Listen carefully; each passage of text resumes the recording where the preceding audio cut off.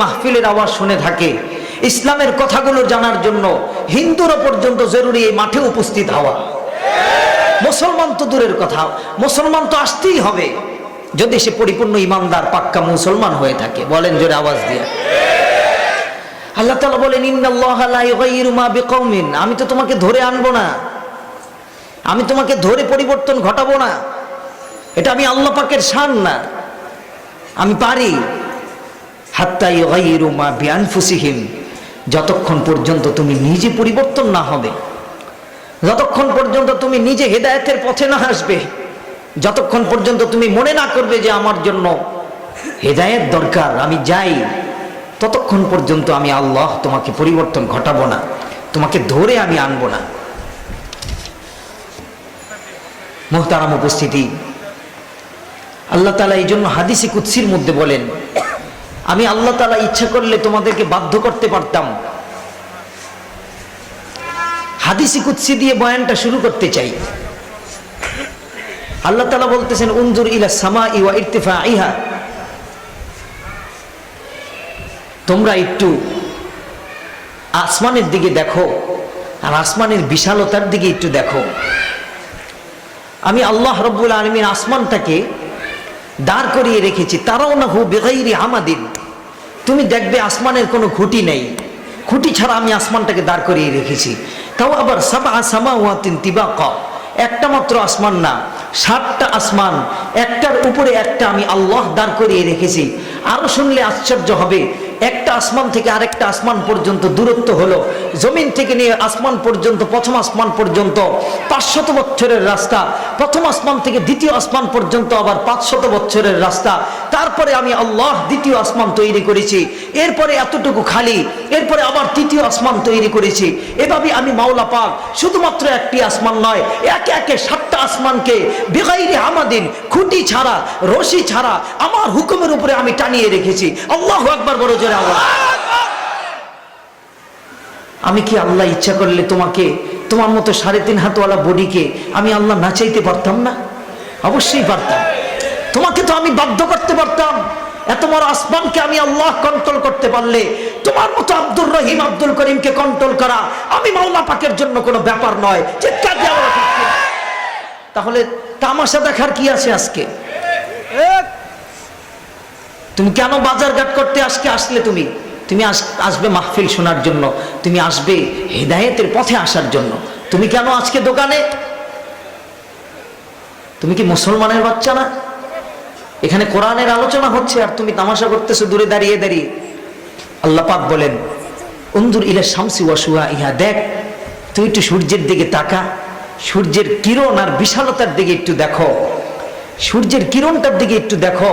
পৃথিবীর থেকে 13 লক্ষ গুণ বড় একটা সূর্যকে আমি আল্লাহ তাআলা যদি শুধুমাত্র একটা হুকুমের উপরে দাঁড় করিয়ে রাখতে পারি, কোনো ধরনের খুঁটি নাই, কোনো ধরনের রশি নাই, শুধুমাত্র আমি হুকুমের উপরে যদি চন্দ্রটাকে, এই সূর্যটাকে আমি টানিয়ে রাখতে পারি, তাহলে তোমার মতো 3.5 হাতওয়ালা বডিকে আমি আল্লাহ নাচাইতে পারি। এটা আমি মাওলার জন্য কোনো ব্যাপার নয়। মুহতারাম উপস্থিতি, আলোচনা হবে ইনশাআল্লাহ, গুরুত্বপূর্ণ। এই জন্য স্থিতি বলতেছিলাম, আল্লাহ পাক বলতেছে, দেখো উনজুর ইলাল কমারি ওয়া জিলাইহা, একবার তুমি চন্দ্রের দিকে তাকাও আর চন্দ্রের কিরণের দিকে, তার আলোর দিকে তুমি তাকাও। এটাকে আমি কিভাবে সৃষ্টি করেছি, এটার মাধ্যমে আমি তোমাদেরকে রাত্রিবেলা পথ দেখাই। আমি আল্লাহ যদি এত বড় চন্দ্রটাকে পুরো আসমানের মধ্যে এভাবে আমি ঝুলিয়ে রাখতে পারি, তোমার মতো আব্দুল কুদ্দুসকেও আমি আল্লাহ নাচাইতে পারি, বাধ্য করে রাখতে পারি, এটা আমি আল্লাহর জন্য কোনো ব্যাপার নয়। আল্লাহ তাআলা আরো বলেন, তারপরও কি তোমার বুঝে আসবে না? উনজুর ইলাল জিবালি ওয়া ইস্তিকরারিহা, একবার তুমি পাহাড়ের দিকে দেখো, পাহাড়ের দৃঢ়তার দিকে দেখো। বলা হয় পাহাড়টা উপরে যতটুকু, পাহাড়টা নিচেও অতটুকু। এত বড় একটা পাহাড়কে আমি আল্লাহ যদি প্যারাক হিসেবে দাঁড় করিয়ে রাখতে পারি, তোমাকেও আমি জায়গায় দাঁড় করিয়ে রাখতে পারি, এটা আমি আল্লাহ পারি, কিন্তু আমি আল্লাহ করি না।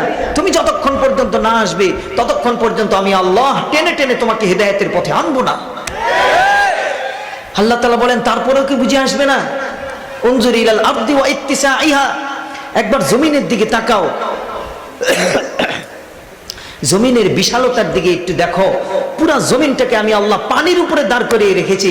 এটাকে যদি আমি আল্লাহ স্টেট পানির উপরে দাঁড় করিয়ে রাখতে পারি, কোন ধরনের রণাচনার ক্ষমতা যদি তাকে না দেই, তোমাকেও আমি আল্লাহ জায়গা মতো ধরে ফেলতে পারি। এটা আমি আল্লাহ পারি, কিন্তু আমি আল্লাহ ধরি না, তোমাকে সুযোগ দিচ্ছি, দেখি তুমি কি করো। দেখি আজকে তোমাকে মাহফিল থেকে তওবার ডাক দেওয়া হয়েছে, তুমি কি আওয়াজ শুনে আসো, নাকি এখনো পর্যন্ত গুনাহ এবং তামাশার মধ্যে লিপ্ত থাকবে?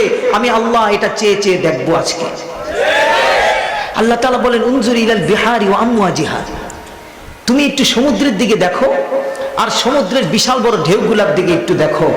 এক একটা ঢেউ 5 তলা 6 তলা পর্যন্ত উপরে উঠে যায়। আমি আল্লাহ যদি বলি হে ঢেউ, একটা থাবা মেরে পুরো বাংলাদেশকে তোর অতল গহ্বরে নিয়ে যা, ঢেউ মাত্র সাআতান ওয়াহিদাতান, এক মুহূর্তের মধ্যে তোমাদের পুরো বাংলাদেশকে এক থাবা মেরে তার গর্ভের মধ্যে নিয়ে যেতে পারবে।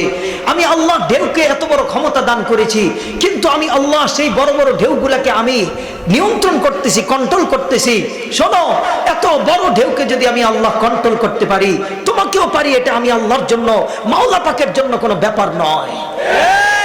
আল্লাহ তাআলা বলেন লাউ আমারতুল আরদ লাবতালাআতকা ফি কারিহা, আমি যদি জমিনকে বলি হে জমিন, গাজীপুর কোনাবাড়িতে একটা গানের কনসার্ট হইতেছে, হে জমিন তুই একটু নড়াচড়া দিয়ে দে, এক থাবা মেরে তাদেরকে নিয়ে যা। আল্লাহ তাআলা বলেন লাযলাকাতকা ফি কারিহা, মুহূর্তের মধ্যে তোমাদেরকে জমিন গিলে ফেলবে, এই ক্ষমতা আমি জমিনকে দান করেছি। লাউ আমারতুল বাহরা, আমি যদি সমুদ্রকে বলি হে সমুদ্র, তোর উপর দিয়ে জাহাজে যাচ্ছে, আবার জাহাজের মধ্যে নাচ গান করে তোরে তারা আবার নর্তকে নিয়ে নাচছে, হে সমুদ্র এক থাবা মেরে তুই তাদেরকে তোর গর্ভে নিয়ে যা। লাযলাকাতকা ফি বাতনিহা, আল্লাহর আদেশ মেনে সমুদ্র মুহূর্তের মধ্যেই তাদেরকে গর্ভে নিয়ে যাবে, এই ক্ষমতা আমি সমুদ্রকে দান করেছি। লাউ আমারতুল মালাইকাতা, ফেরেশতাদেরকে যদি বলি, একজন ফেরেশতাদেরকে যদি বলি ও ফেরেশতা, পুরা মানুষ উল্টাপাল্টা করা শুরু করেছে, তোকে একা পাঠালাম, সকলকে ধ্বংস করে আয়। লা আমারাতকু লাউ আমারতুল মালাইকাতা, ফেরেশতাদেরকে যদি বলি একজন ফেরেশতাকে, লা আহলাকাতকা, একজন ফেরেশতা তোমাদের সকলকে ধ্বংস করার জন্য যথেষ্ট। আমি আল্লাহ এত বড় ফেরেশতা তৈরি করে রেখেছি। তোমাদেরকে মারতে আমার তো বেশি কিছু করার জন্য দরকার নাই। একবার আল্লাহ রাসূল সাল্লাল্লাহু আলাইহি ওয়াসাল্লাম জিবরাইল আলাইহিস সালামকে জিজ্ঞাসা করছেন, ভাই জিবরাইল কাম কুওয়াতান লাকা, বলেন দেখি আপনার শক্তি কতটুকু? আপনি যে আসমান থেকে আসেন মুহূর্তের মধ্যে আবার চলে যান, শক্তি কতটুকু? আল্লাহ রাসূলকে জিবরাইল আমিন বলেন মা জাররাতু লি আহাদিন, আমি তো কারোর সাথে কোনো সময় যুদ্ধ করি নাই, আমি কারোর সাথে মারামারি করি নাই, কিভাবে বুঝবো যে আমার শক্তি কতটুকু? তবে আপনাকে একটি ঘটনা বলি, আপনি এটা নিয়ে পরিসংখ্যান করে নিয়েন যে আমার শক্তি কতটুকু। হ্যাঁ বলো। জিবরাইল আমিন বলেন আমাকে একটা জাতিকে ধ্বংস করার জন্য আমাকে পাঠানো হয়েছিল। ইস্তামালতু তরফা জানাহি লিকাউমিন, ওই জাতিটাকে ধ্বংস করার জন্য 600 ডানার মধ্য থেকে একটা ডানাকে শুধুমাত্র আমি ব্যবহার করেছি। সুম্মা রাফাতু ইলাস সামা, একটা ডানার একটা পর দিয়ে ওই জাতিকে আমি ধরেছি, আসমান পর্যন্ত উঠিয়েছি। সুম্মা কাল্লাবতু, ওই জাতিটাকে আবার ঘুরিয়ে দিয়েছি। ওয়া আলকাইতু ইলাল আরদ, জমিনের মধ্যে আমি নিক্ষেপ করেছি। ফাসারা বাহরান মাইয়িতান ইলা ইয়াউমিল কিয়ামা, কিয়ামত পর্যন্ত সেই জায়গাটা ডেড সি, জর্ডানের মধ্যে মৃত সাগর, লোহিত সাগর হিসেবে পরিগণিত হয়ে গিয়েছে। এটা আমি জিবরাইলের একটা পাখার বাড়ি মাত্র। সুবহানাল্লাহ। তাহলে আমার 600 ডানার একটা পাখায় যদি এতটুকু পরিমাণ শক্তি থাকে, বলেন দেখি তাহলে আমার বাকিগুলার কি পরিমাণ শক্তি আমার আল্লাহ আমাকে দান করেছেন। ইসরাফিল আলাইহিস সালাতু ওয়াস সালামকে জিজ্ঞাসা করা হয়েছিল, ভাই ইসরাফিল আপনার শক্তি কতটুকু? ইসরাফিল আলাইহিস সালাতু ওয়াস সালাম বলে আহলাকতু কওমা আদিন, আমি তো আদ জাতিকে ধ্বংস করেছি আল্লাহর নবী বিসাইহাতিন ওয়াহিদাতিন, কোনো কিচ্ছু করতে হয় নাই, একটা মাত্র চিৎকার মেরেছি, চিৎকার যারা শুনেছে কানে দিয়ে ঢুকেছে, নারী বুড়ি সব নিচের রাস্তা দিয়ে বের হয়ে মুহূর্তের মধ্যে মারা গিয়েছে। আমার এক চিৎকারে যদি এত শক্তি হয়ে থাকে, বিশ্বাস করুন আমার থাবায় আল্লাহ তাআলা কি পরিমাণ শক্তি দান করেছে। তোমাদেরকে ধ্বংস করার জন্য তো আমার মন কেমন ফেরেশতা আমার বিমান দিয়ে পাঠাইতে হবে না, তো একজন ফেরেশতা যথেষ্ট। পরিবর্তন হও, আমি আল্লাহ পারি কিন্তু ধরি না, তোমাদেরকে সুযোগ দিচ্ছি। আজও কি তামাশা করবে? এখনো পর্যন্ত কি হেদায়েতের পথে ফিরে আসবে না? দেখো না আমি আল্লাহ কত কিছুকে বাধ্য করেছি। তোমাকে যদি একটা দাঁতের ব্যথা উঠায় দেই, তারকুশু কামা ইয়ারকুশুল ওয়াহশিয়াতু ফিল বাররিয়া, বন জঙ্গলের মধ্যে একটা হরিণ যেভাবে দৌড়ায় তুমি ঠিক সেভাবেই দৌড়াইতে থাকবে। একটা দাঁতের ব্যথা উঠায় দিব, গাজীপুর ছাড়বে, কোনাবাড়ি ছাড়বে, মিরপুর এক ছাড়বে, ঢাকায় গিয়ে যেখানে ডেন্টাল ক্লিনিক আছে সেইখানে গিয়ে তারপরেও তোমার দাঁতের ব্যথা ভালো হবে না, তোমার দৌড় কিন্তু শেষ হবে না। আমি আল্লাহ ইচ্ছা করলে তোমাকে দৌড় পাড়াইতে পারি, কিন্তু আমি আল্লাহ তোমাকে সুযোগ দিচ্ছি, দেখি কপাল পর আজকেও তওবার জন্য মাহফিলে আসে কিনা। ঠিক কিনা জোরে আওয়াজ দিয়ে বলো। তোমাকে সুযোগ দিচ্ছি তো, তুমি মনে করেছো আমি মাওলা পাকের মনে হয় কোনো ক্ষমতা নাই, এই জন্য নির্দ্বিধায় তুমি গুনাহ করে যাচ্ছ। শোনো, লাউ আহলাকতু, আমি আব্রাহাকে ধ্বংস করেছি আমি আব্রাহাকে ধ্বংস করেছি বিল আবাবিল, ছোট ছোট পাখির মাধ্যমে। আমি ফেরাউনকে ধ্বংস করেছি বিল গরক, পানিতে ডুবানোর মাধ্যমে। আমি নমরুদকে ধ্বংস করেছি বিজুবাবা, ল্যাংড়া একটা মশার মাধ্যমে। আমি আল্লাহ যদি এত বড় বড় বাচ্চাদেরকে ধ্বংস করতে পারি, তুমি কি মনে করেছো তোমার বাদশাহী স্থায়িত্ব এর কি কোনোদিন ক্ষয় হবে না? এর কি কোনোদিন ক্ষয় নাই? অবশ্যই আছে। আমি মাওলা যেদিন ধরবো সেদিন বুঝতে পারবেন না বাতশা রাব্বিকাল আসাদিদ, আমার ধরা কিন্তু খুব কঠিন ধরা। মুহতারাম উপস্থিতি, আমাদেরকে দিয়ে জান্নাত ভরতে হবে আল্লাহর এত ঠেকা লাগে নাই তো আল্লাহর। আমি মনে করতেছি জুমায় সপ্তাহে একদিন জুমার নামাজ পড়লেই বাস, আল্লাহ আমাদের কি তো জান্নাত দিবে, নাইলে আল্লাহ এত বড় জান্নাত তৈরি করছেন কেন? আল্লাহর এত ঠেকা লাগে নাই। আল্লাহ বলতেছেন, শোনো, লাউ খালাকতু মালাইকাতান, আমি এমন একজন ফেরেশতা তৈরি করে রেখেছি। লাউ আমারতু, আমি যদি তাকে বলি, লা আমারতু আইয়াকুলা মা বাইনা সামাওয়াতি ওয়াল আরদি ওয়া মা ফিহিন্না, হে ফেরেশতা, আসমান জমিনের মাঝখানে যা কিছু রয়েছে সব কিছুকে একবারে গিলে খেয়ে ফেল। একজন ফেরেশতা এরকম আছে, পুরো পৃথিবীর সমস্ত কিছুকে গিলে খেয়ে ফেলবে, তার কাছে মুহূর্তের সময় লাগবে, মাত্র মুহূর্তের সময়। আমি আল্লাহ এত বড় ফেরেশতা তৈরি করে রেখেছি। শোনো, বহু আগে আমি পৃথিবীকে ধ্বংস করে দিতাম, তোমরা যেরকম উল্টাপাল্টা শুরু করেছো, তোমরা যেরকম আমার নাফরমানি শুরু করেছো, আমি বহু আগে এই জমিনকে ধ্বংস করে দিতাম। আল্লাহ তাআলা বলেন, লাউলা শাবাবাল হুসা, কিন্তু কিছু আল্লাহর পাগলরা যদি জমিনের মধ্যে না থাকতো, কিছু আল্লাহর পাগল সবসময় জমিনের মধ্যে থাকবে, যারা শত ব্যস্ততা সত্ত্বেও, শত কাজকর্ম সত্ত্বেও, শত শত ব্যস্ততার মিটিং থাকা সত্ত্বেও কোরআনের আওয়াজ শুনেছে তো কোরআনের আওয়াজ শোনার পরে পাগলের মতো দৌড়ায় চলে আসবে। আল্লাহ তাআলা বলেন, এই সিস্টেমের এই কিসিমের কিছু পাগল যদি না থাকতো, মা আনজালতু মিনাস সামাই কতরা, আসমান হতে আমি কখনো এক ফোঁটা বৃষ্টি নাজিল করতাম না। ওমা আম্বাত্তু মিনাল আরদি হাব্বা, জমিন থেকে আমি এক ফোঁটা ধানও তোমাদেরকে দিতাম না। ও আনজালতু আলাইকুমুল আযাবা সাব্বা, আমি তোমাদেরকে একের পর এক আযাব নাজিল করতাম। এই সমস্ত আল্লাহর পাগলরা আছে বিদায় আমি এখনো পৃথিবী টিকায় রেখেছি। আল্লাহু আকবার বলো। আল্লাহ তাআলা বলতেছেন। মুহতারাম উপস্থিতি, আমরা যা কিছু বয়ান করি, অনেকে মনে করে যে হুজুর এগুলা বলতেছে আজগুবি কাহিনী, এগুলার কি কোনো সত্যই তো সত্য মিথ্যা আছে না নাই, জান্নাত জাহান্নাম আছে না নাই, হুজুর তো কতক্ষণ চক্ষু বন্ধ করে বয়ান করেই গেল, এরকম অনেক সন্দেহ কিন্তু অধিকাংশ যুবক ভাইদের মধ্যে কাজ করতেছে। এই জন্য থানবী রহমতুল্লাহি আলাইহি, আল্লামা থানবী রহমতুল্লাহি আলাইহি তিনি তার কিতাবের মধ্যে একটা মিসাল পেশ করেছেন। মিসালটা আমাদের বড়রা দিয়ে থাকে।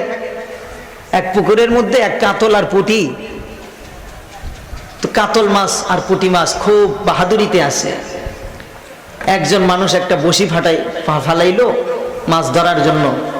কাতল তো খুব ডিজিটাল পদ্ধতির, ডিজিটাল মানুষ কাতল, সে দৌড়ায় দৌড়ায় যাচ্ছে বসিটার মধ্যে মুখ দিবে। তো পুঁটি বলতেছে, সাবধান ভাইজান, আমি ছোট হইতে পারি কিন্তু আমার কথাগুলো খুব মূল্যবান, আমি আপনাকে নিষেধ করতেছি, আপনি গিয়ে বসিটায় মুখ দিয়েন না। কাতল বলতেছে, এত বড় সাহস, আমারই নসিহত করতেছে, কে রে তুই, দূরে যা। না ভাই, পায়ে ধরি ভাইজান, এই বসিটায় মুখ দিয়েন না। কাজ কি কবি, তাড়াতাড়ি ক, কাজ আছে, মিটিং আছে, জরুরি আমার সভা আছে। কয় আপনি যে যাইতেছেন ওই বসিটার মধ্যে খাওয়ানটা খায়া সবাই যাইবেন, এই খাওয়ানটা খাইলে কিন্তু ভিতরে একটা বসি আছে, এটা আপনার মুখে লেগে যাবে। তারপরে দেখবেন উপরের থেকে একটা বড় মানুষ টান দিয়ে আপনাকে উঠায় ফেলবে। কাতল করতেছে, এরপরে এরপরে দেখবেন আপনারে নিয়ে পানি ছাড়া একটা পাতিলের মধ্যে রাখবে। কাতল বলতেছে এরপরে দেখবেন আপনারে ছাইটাই দিয়া মাইখা জমিনের মধ্যে দিব এক আসার, লড়তে থাকবেন আপনি। তারপরে এরপরে যদি জান না যায়, এরপরে আপনারে জ্বলন্ত একটা বড় বটির সামনে নিয়ে 10 হাত বিশিষ্ট একটা মানুষ 10 আঙ্গুল বিশিষ্ট ধরবে, তারে আপনারে কাটবে, রক্ত বের হয়ে যাবে। কাতল বলে তারপরে দেখবেন আপনাকে একবারে উত্তপ্ত গরম তেলে ভাজা হবে, ফ্রাই করা হবে। এরপরে 32 দাঁতওয়ালা একটা মানুষ আপনাকে চিবায় চিবায় খাবে। এরপরে দেখবেন আপনি পেটে চলে যাবেন, আপনার নাম ছিল কাতল, আপনি হয়ে যাবেন গু। কাতল বলতেছে এত বড় কাহিনী শুনাইলা তুমি? হ্যাঁ, এখানে কিন্তু বাস্তবিক ঘটবে, আপনি যদি ওটা মুখ দেন শুধু, তাইলেই দেখবেন এগুলা ঘটা শুরু করবে। কাতল কয় তো 2 টাকার মৌলবী তুমি আইসো ওয়াজ করতে আমারে না? আমি হলাম ডিজিটাল মানুষ, আমার হাতে আছে ওয়াইফাই, ইন্টারনেট, মুহূর্তের মধ্যে পুরা পৃথিবী আমি ঘুরতে পারি, পুরা নদীটা আমার ঘুরন দিতে লাগে মাত্র 10 মিনিট, আর তুমি পুরা ঘুরতে পুরা পুকুরটা তুমি ঘুরান দিবা, তোমার লাগবে 1 ঘন্টা। আমার কাছে প্রযুক্তি বেশি, তুমি আইসো আমার বয়ান করতে, যাও দূরে যাও, তোমার বয়ান শুনি না। পুটি কইতেছে ভাই আল্লাহর রাস্তায় পায়ে ধরি ভাই, আমি ছোট হইতে পারি, আমার কথাগুলো মূল্যবান, দাড়িটা রাখেন ভাই। কাতলকা দূরে যা, দাড়ি রাখার সময় আছে নাকি? ঠিক কিনা জোরে আওয়াজ দিয়ে পুটি কয় ভাইজান পায়ে ধরি, নামাজটা একটু পড়ো ভাই, সরে যাও, খেলা আছে আমার, বাংলাদেশের ব্যাটিং, আমার খেলা আছে, খেলা দেখতে হবে। পুটি বারবার অনুরোধ করে, কাতল বারবার যায়, গিয়ে কামড় বসায় দিছে। কামড়টা যখন বসাইলো তখনই তো দেখছে আরে পুটির কথাগুলো হারে হারে টের পাচ্ছি, বসি বাইজা গেছে, টান উঠে গেছে, পাতিলের মধ্যে ফালাই দিছে, তারে আছাড় দেওয়া হয়েছে, জান যায় না, একবারে বটি দিয়া কাটা হয়েছে, রক্ত বাইর হয়ে গেছে। কাতল বলে এরপরও মানুষটা ক্ষান্ত হইল না, আমারে আগুনের মধ্যে ভাজলো, একটু ভাজলেও মানতাম, একটু যদি ভাইজা ছাইড়ে দিত না, ও নাকি কড়া ভাজা করে আমারে খাবে, বাস্তি আছে, এ পিঠ উই পিঠ, আই হেরে কড়া ভাজা করবে। আচ্ছা ঠিক আছে, কড়া ভাজা করলি ভালো কথা, কোন রকম খায়া ফালায় দে না, এই গাল দিয়ে একবার চিবাই, এই গাল দিয়ে একবার চিবাই, চিবাইতে আমার জান শেষ। এরপরে আমি পেটে গেলাম, গিয়ে দেখলাম আল্লাহু আকবার, কোন জায়গায় এলাম, এখানে গু আর গু খালি। আমি ছিলাম কাতল, আমার বাজারে আমার কত দাম ছিল, এখন দিয়ে আমি হয়ে গেছি অরিজিনাল গু, কোনো দাম নাই। আচ্ছা ঠিক আছে, এখানে আমারে রাখ, আমি এখানেই থাকবো, আমি পুটির কথা না শুনে ভুল করছি না, ও আমারে এখানেও রাখলো না, ও চলে গেল বাথরুমে চলে গিয়ে ওইখানে আমারে ছেড়ে দিয়ে আসলো। আগের জামানার বাথরুম গুলা ছিল হলো পুকুরের পাশে গিয়ে মেরা দিয়ে আসতো, ইস্তেঞ্জা ধরছে তো এখন কই মারবে, পুকুরের পাশে গিয়ে, তো ওই লোকও ঠিক পুকুরের পাশে গিয়ে করে দিয়ে আসছে। পুকুরের এই পাশে হইলো পুটি আনন্দে ঘুরতেছে, পুকুরের ওই পাশে হইলো কাতল। এবার থানবী রহমতুল্লাহ আলাইহি শিক্ষণীয় ঘটনাটা লিখতেছেন। পুটি বলতেছে কি ব্যাপার ভাই, তোমার অবস্থা এমন কেন? ইন্না লিল্লাহ, তুমি না ছিলে চেয়ারম্যান সাহেব, তুমি না কত দামি মানুষ ছিলা, তোমার মানুষ সভা সমাবেতে সবকিছুতে ডাকতো, আজকে দিয়ে তুমি গু হয়ে গেছো, কি ব্যাপার? কানতেছে আর করতেছে, ভাই আপনার কথাটা যদি মানতাম, মুহূর্তে আমি যদি স্মরণ করতাম, তাহলে তো আজকে আমার এই দশা হইতো না, মানি নাই বিদায়, আমি দামি কাতল, আজকে আমি পায়খানায় পরিণত হয়ে গেছি, ঠিক কিনা জোরে আওয়াজ। ওই সময় পুটি তার দিকে তাকায় বলে ইন্না লিল্লাহ, কি করলা তুমি, এখন তো কাঁদলে তোমার লাভ নেই, দিন গেলে কাঁদবি রে বসে, তোর কাঁদা কেউ শুনবে না, সময় থাকতে আমল করো, পরে সময় পাবি না। দিন গেলে কাঁদবি রে বসে, তোর কাঁদা কেউ শুনবে না, সময় থাকতে আমল করো, পরে সময় পাবি না। এ কারণে মাহফিলের মধ্যে থেকে যা কিছু বলা হয়, আমরা হয়তো অনেকে সন্দেহ করতে পারি, আল্লাহু আকবার কি বলে, জান্নাত জাহান্নাম আমরা যা না দেখি না, তা আমরা বিশ্বাসও করতে পারি না, এই আকীদা হয়তো আমাদের অনেকের থাকতে পারে। কিন্তু মইরা দেখো, যা যা বলতেছে এগুলা ঘটবে কিনা মইরা দেখো, সন্দেহ হইলে। রাসূলুল্লাহ সাল্লাল্লাহু আলাইহি ওয়াসাল্লাম বলেন, শোনো, আমি তোমাদের জন্য শুধু দুনিয়াতে তোমাদের জন্যই রহমত নই, আমি কিন্তু কিয়ামতের মাঠে তোমরা উঠার পরেও আমি আল্লাহর নবী তোমাদের জন্য রহমত। তোমরা সবাই কিয়ামতের মাঠের অবস্থা দেখবে, এমন একটা অবস্থা হবে কিয়ামতের মাঠে উঠে দেখবে ফায়ানজুরু আইসারা মিনহু ফারা মা কদ্দামা মিন আমালিহি ওয়া ইয়ানজুরু আইমানা মিনহু ফারা মা কদ্দামা মিন আমালিহি ওয়া ইয়ানজুরু তিলকা ওয়াজহিহি ফারা আন-নারু তাহতারিকু। আল্লাহর নবীজি বললেন, শোনো শোনো, এগুলা কোনো মিথ্যা গল্প কাহিনী নয়। আল্লাহর হাবিব বলতেছেন, শোনো, কিয়ামতের মাঠে উঠেই তুমি দেখবা এমন একটা সিসি ক্যামেরা আল্লাহ দুনিয়াতে বানায় রাখছে। দুনিয়ার সিসি ক্যামেরার এই রিপোর্টগুলো মুছা যায়, আখেরাতে উঠে দেখবে আল্লাহর ভিডিওতে তোমার সবগুলো ভাসমান হয়ে গেছে। বিন্দু মাত্র কোনো কিছু আল্লাহ তাআলা ছেড়ে দেন নাই। ফায়ানজুরু আইমানা মিনহু ফারা মা কদ্দামা মিন আমালিহি। বান্দা ডান দিকে তাকাবে, ডান দিকে তাকায় দেখতে পাবে বান্দার সমস্ত ভালো আমলগুলো ডান দিকে সিরিয়াল ধরে আছে। বান্দা বাম দিকে তাকাবে, বাম দিকে তাকায় দেখবে বান্দার সব খারাপ আমলগুলো বাম দিকে সিরিয়াল ধরে আছে। যুবকরে, কবে তুমি তোমার বান্ধবীর সাথে গাছের তলায় বসে প্রেম করলা? কবে তুমি তোমার মোবাইলের মাধ্যমে বান্ধবীর সাথে কয় সেকেন্ড কয় মিনিট কথা বললা? হাসরের মাঠে উঠে দেখবা সিসি ক্যামেরায় সব ভাসমান হয়ে গেছে। ফায়ানজুরু তিলকা ওয়াজহিহি। বান্দা ডান দিক বাম দিক তাকায় পেরেশান হয়ে গিয়া সামনের দিকে তাকাবে, সামনের দিকে তাকায় দেখবে আন্নারু তাহতারিকু। বড় একটা জ্বলন্ত জাহান্নাম ধাউ ধাউ ধাউ ধাউ করে জ্বলতেছে। কেমন জানি জাহান্নাম থেকে একটা বড় গলা বের হয়ে আইসা পাপাচারী ব্যক্তিদেরকে এভাবে হাউমাউ করে খুঁজতেছে। ফকি আবুল্লাহ সমরকন্দি রহমতুল্লাহি আলাইহি তার কিতাবের মধ্যে লেখেন, জাহান্নাম থেকে আল্লাহ বড় একটা গলা বের করে দিবে। গলাটা বের হয়ে শুধুমাত্র জাহান্নামী ব্যক্তিদেরকে খোঁজ করার জন্য মাথার উপর দিয়া ঘুরবে। ফামিনহুম মাইয়াকুনু আলা কাবাই। বান্দার গুনাহ অনুযায়ী বান্দা ঘামের সাগরের মধ্যে হাবুডুবু খাইতে থাকবে। রে যুবক, বান্দা যার জন্য গুনাহ যত বেশি, আখিরাতের ময়দানে আল্লাহর বিচার কার্য শুরু হওয়ার আগেই বান্দা ঘামের সাগরে হাবুডুবু খাবে। আল্লাহর নবী বললেন, হাসরের মাঠটা এমন একটা কঠিনতম মাঠ হবে রে, দেখবা তুমি আর আমি ঘামের সাগরের মধ্যে হাবুডুবু খাওয়া আরম্ভ করেছি। ফামিনহুম মাইয়াকুনু আলা কাবাইহি। কারো কারো ঘাম এসে পড়বে হাঁটু পর্যন্ত। অমিনহুম মাইয়াকুনু আলা রুকবাতিহি।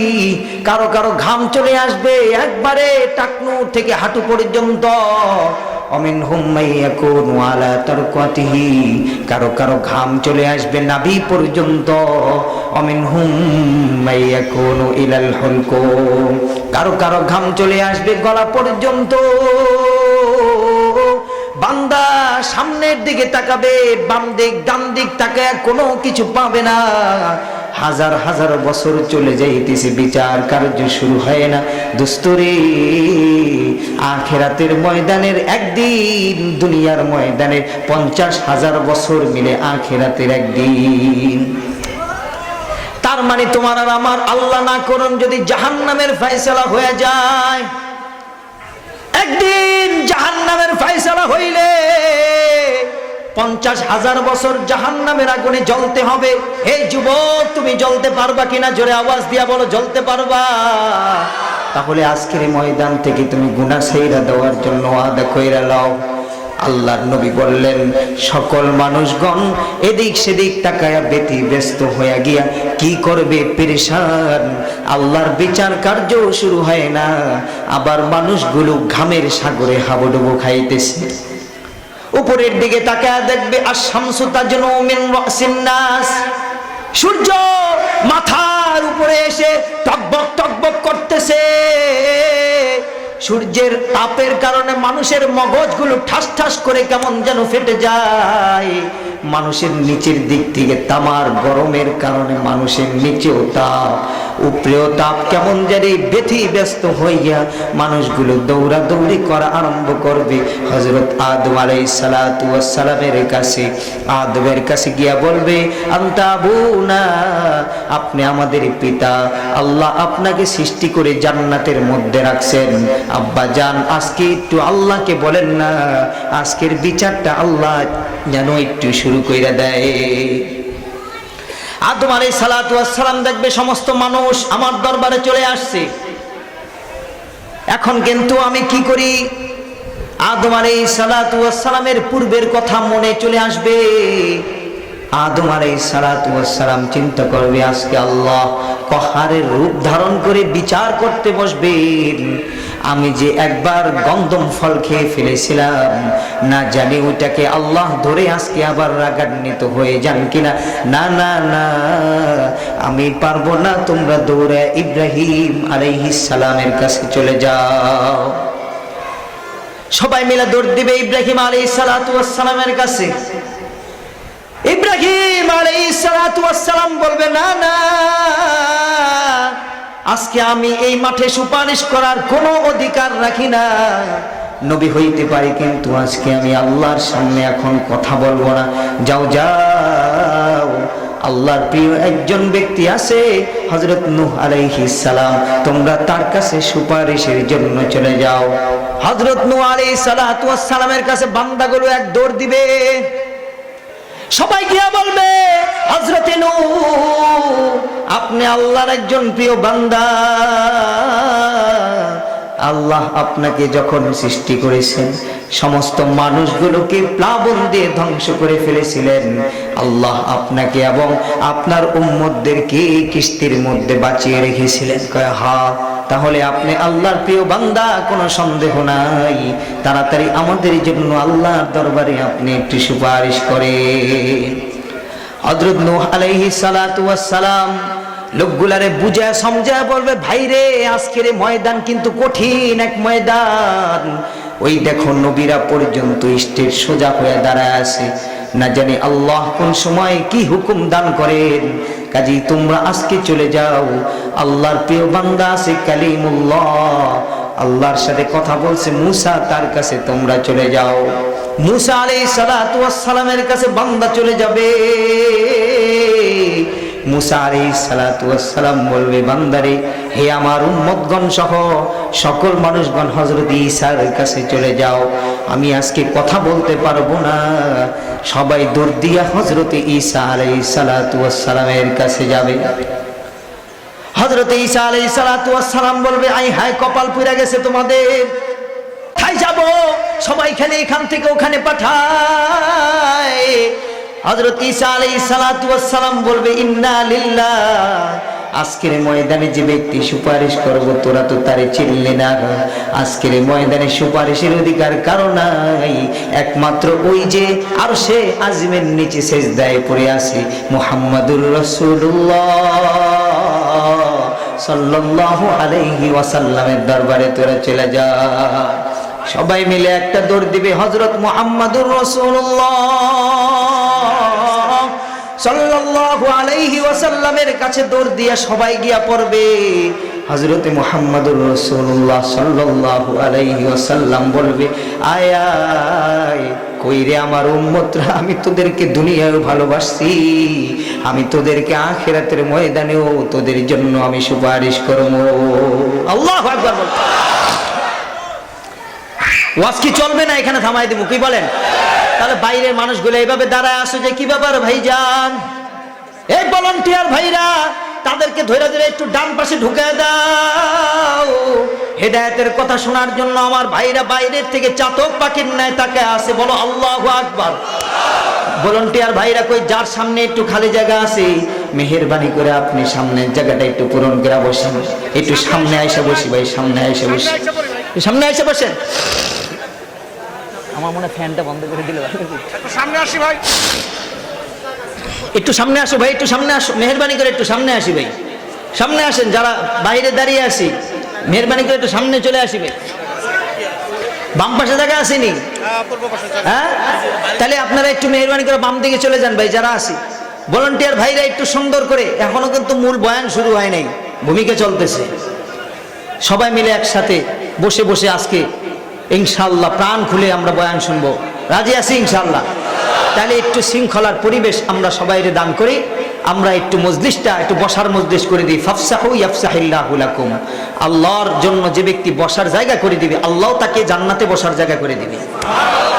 এই জন্য কোনো ভাই দাঁড়ায় না, দাঁড়ায় বয়ান না, বসে বসে শুনবো ইনশাআল্লাহ।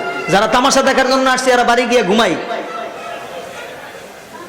এই জন্য বয়ান শোনার নিয়তে আসি ইনশাআল্লাহ, আখিরি বয়ান পর্যন্ত থাকবো। যার সামনে খালি জায়গায় আসে ইনশাআল্লাহ আগায় বসে। বলতেছিলাম দোস্ত, আজকে ফেসবুকে আল্লাহর নবীরে গালি দেয় আর তুমি যুবক সেটারে লাইক দাও না, তুমি যুবক সেটারে লাইক মারো। আজকে এক নাস্তিক আল্লাহর নবীরে গালি দিছে আর তুমি সেটারে লাইক দিছো, তুমি সেটারে শেয়ার দিছো, তুমিও সেই নাস্তিকের কাতারে পড়বা, তোমার কপালে আল্লাহর নবীর সুপারিশ ভাগ্যে জুটবে না। ঠিক করে চলে বলো। যারা আল্লাহর নবীর জন্য সামান্যতম ভালোবাসা প্রদর্শন করেছে, জান দিতে পারে নাই, বোলার সৈনিকদের মতো জান দিতে পারে নাই, এতটুকু প্রতিজ্ঞাবদ্ধ হয়েছি, আগামীতে কোনো জানোয়ার যদি আল্লাহর নবীকে গালি দেয় তার বিরুদ্ধে আমাদের জাহাদ ঘোষণা হবে, ঝাঁপিয়ে পড়বো তার বিরুদ্ধে।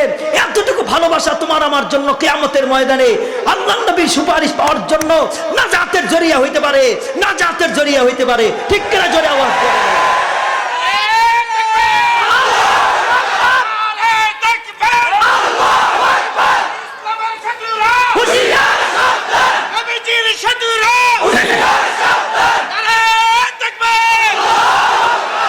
কেমন নবী পাইছো বুঝতে পারো নাই তো, এখনো ট্যাপ তো পাও নাই, কেমন নবী পাইছো?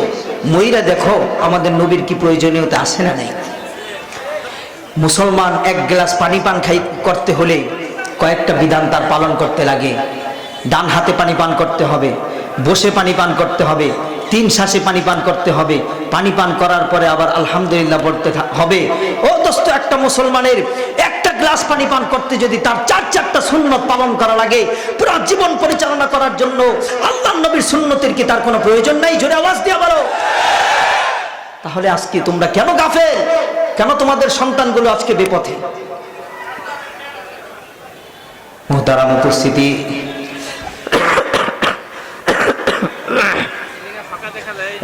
কথা বন্ধ করতে হবে ভাই। আল্লাহ নবী সাল্লাল্লাহু আলাইহি ওয়াসাল্লাম কিয়ামতের ময়দানে সবাই গিয়ে আল্লাহর নবীর কাছে দাঁড়াবে। আল্লাহর নবী বলবে, আজকে তোমাদেরকে সুপারিশ করার জন্যই তো আমি এখানে বসে আছি। আল্লাহু আকবার।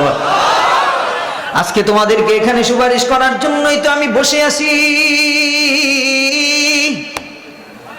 আল্লাহর নবী আমাদের সুপারিশ করার জন্য আল্লাহর দরবারে সিজদায় পড়ে যাবে।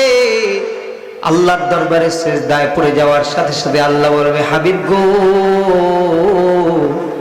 মাথা উঠান, মাথা উঠান, আপনি আজকে যা যা চাবেন আপনাকে সব কিছু আমি আল্লাহ পূরণ করে দিব। আপনি হাবিব আজকে যা যা চাবেন আপনার মন খুশি করে দিব আমি আল্লাহ।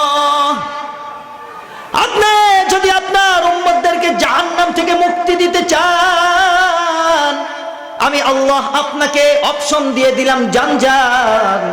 জাহান্নামের মধ্যে যে সমস্ত উম্মতরা জ্বলতেছে, যাদের দিলের মধ্যে কালিমার আওয়াজ আপনি পাবেন, যাদের মুখের মধ্যে আল্লাহর নবী আপনি দাড়ি পাবেন, গুনার কারণে হয়তো জাহান্নামে যেতে পারে, আমি আল্লাহ বলে দিলাম তাদেরকে ধরে ধরে আপনি জান্নাতের মধ্যে নিয়ে আসেন। সুবহানাল্লাহ।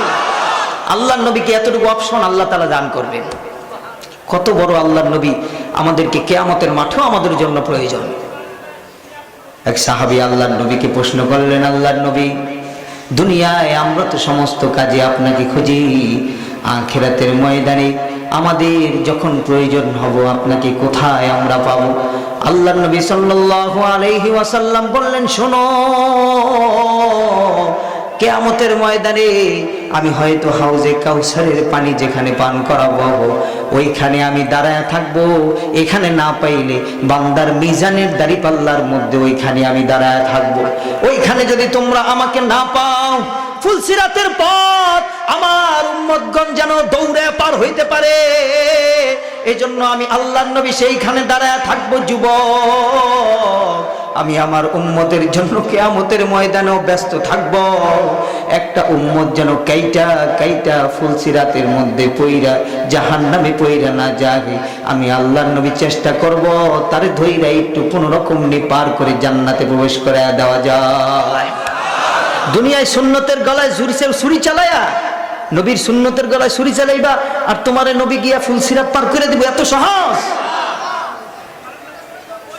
আল্লাহ নবী সাল্লাল্লাহু আলাইহি ওয়াসাল্লাম বললেন, এক হাদিসের মধ্যে ইরশাদ হইল,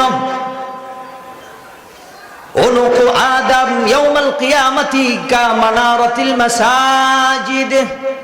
হযরত আদম আলাইহিস সালাতু ওয়াস সালামের গর্দান কিয়ামতের মাঠে মসজিদের মিনারা যেমন উঁচা হয়, হযরত আদম আলাইহিস সালাতু ওয়াস সালামের গর্দান কিয়ামতের মাঠে ঠিক এরকম উঁচা হবে।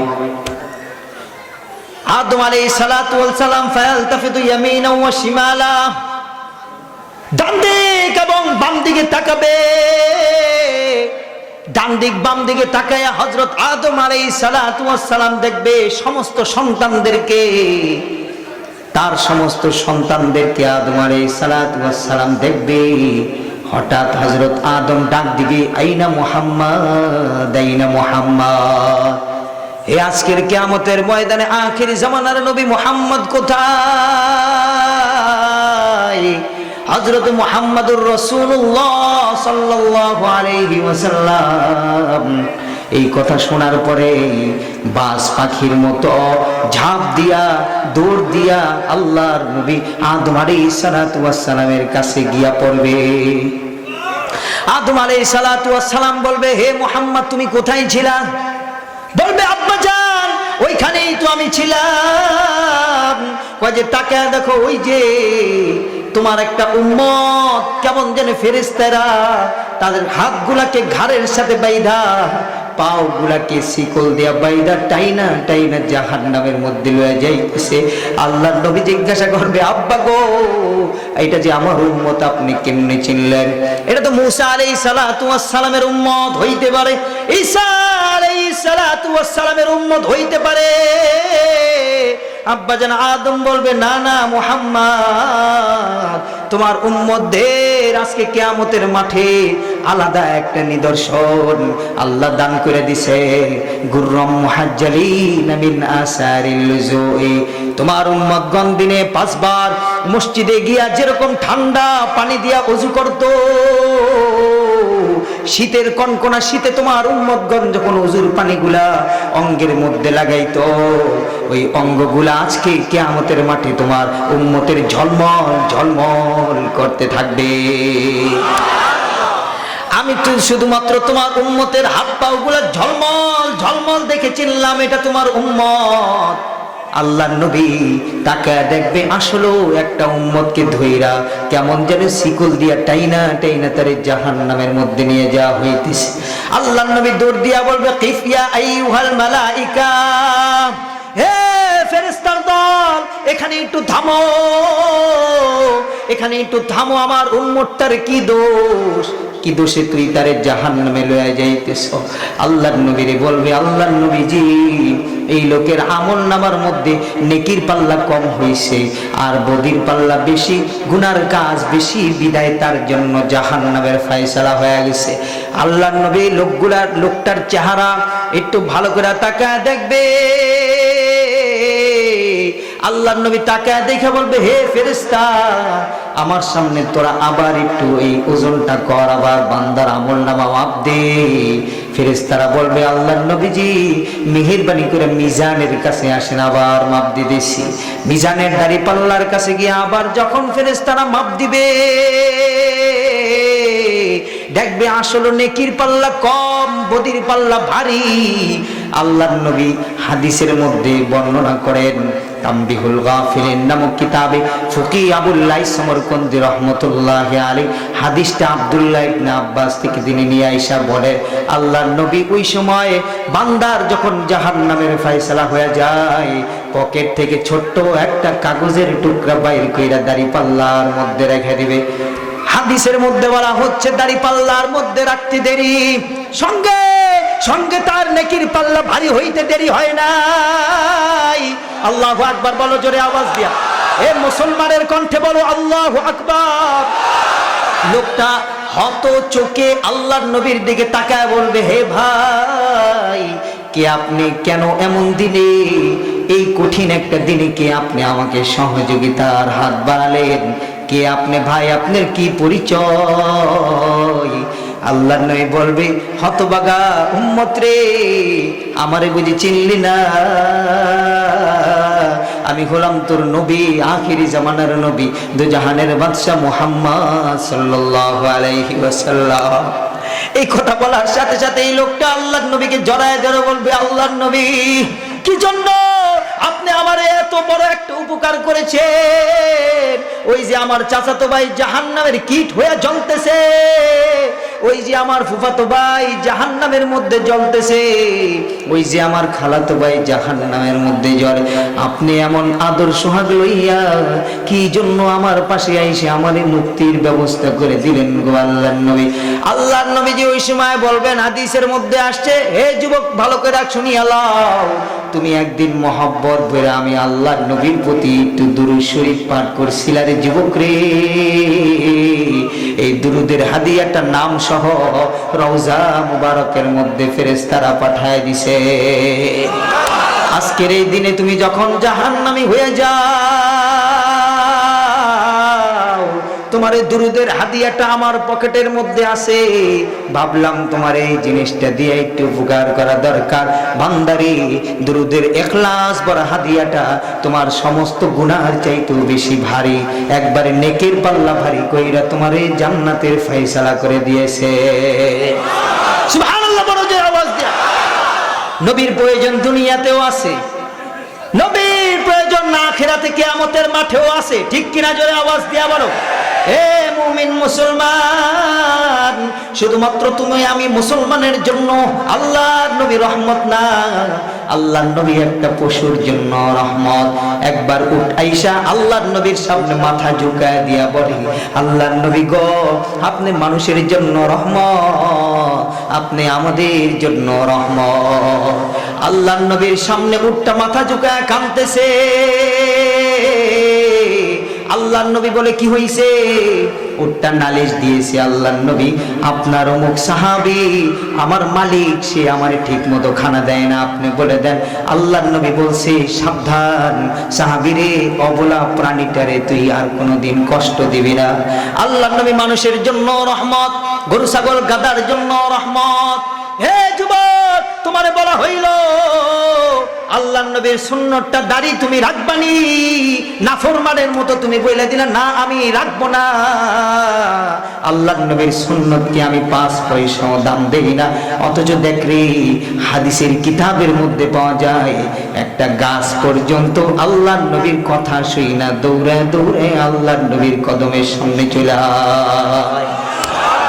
হযরত আনাস রাদিয়াল্লাহু তাআলা আনহু হাদিস বর্ণনা করেন, সালমান ফারসি রাদিয়াল্লাহু তাআলা আনহু হাদিস বর্ণনা করতেছেন, আল্লাহর নবী একদা কোন দিক দিয়ে হাইটে হাইটে যাইতেছে, পথিমধ্যে ইস্তিনজার প্রয়োজন হইল। সাহাবীরা আরজ করলো, ইয়া রাসূলুল্লাহ, কোথাও যেহেতু ইস্তিনজার কোনো জায়গা নাই, আমরা গোল হয়ে দাঁড়াই, আপনি মাঝখানে দাঁড়ায় ইস্তিনজা, মাঝখানে বসে ইস্তিনজা করেন। আল্লাহর নবী বলল, না না, আমি হলাম লজ্জাশীলতার প্রতীক, আমার মুসলমানরা হবে লজ্জাশীলতার প্রতীক।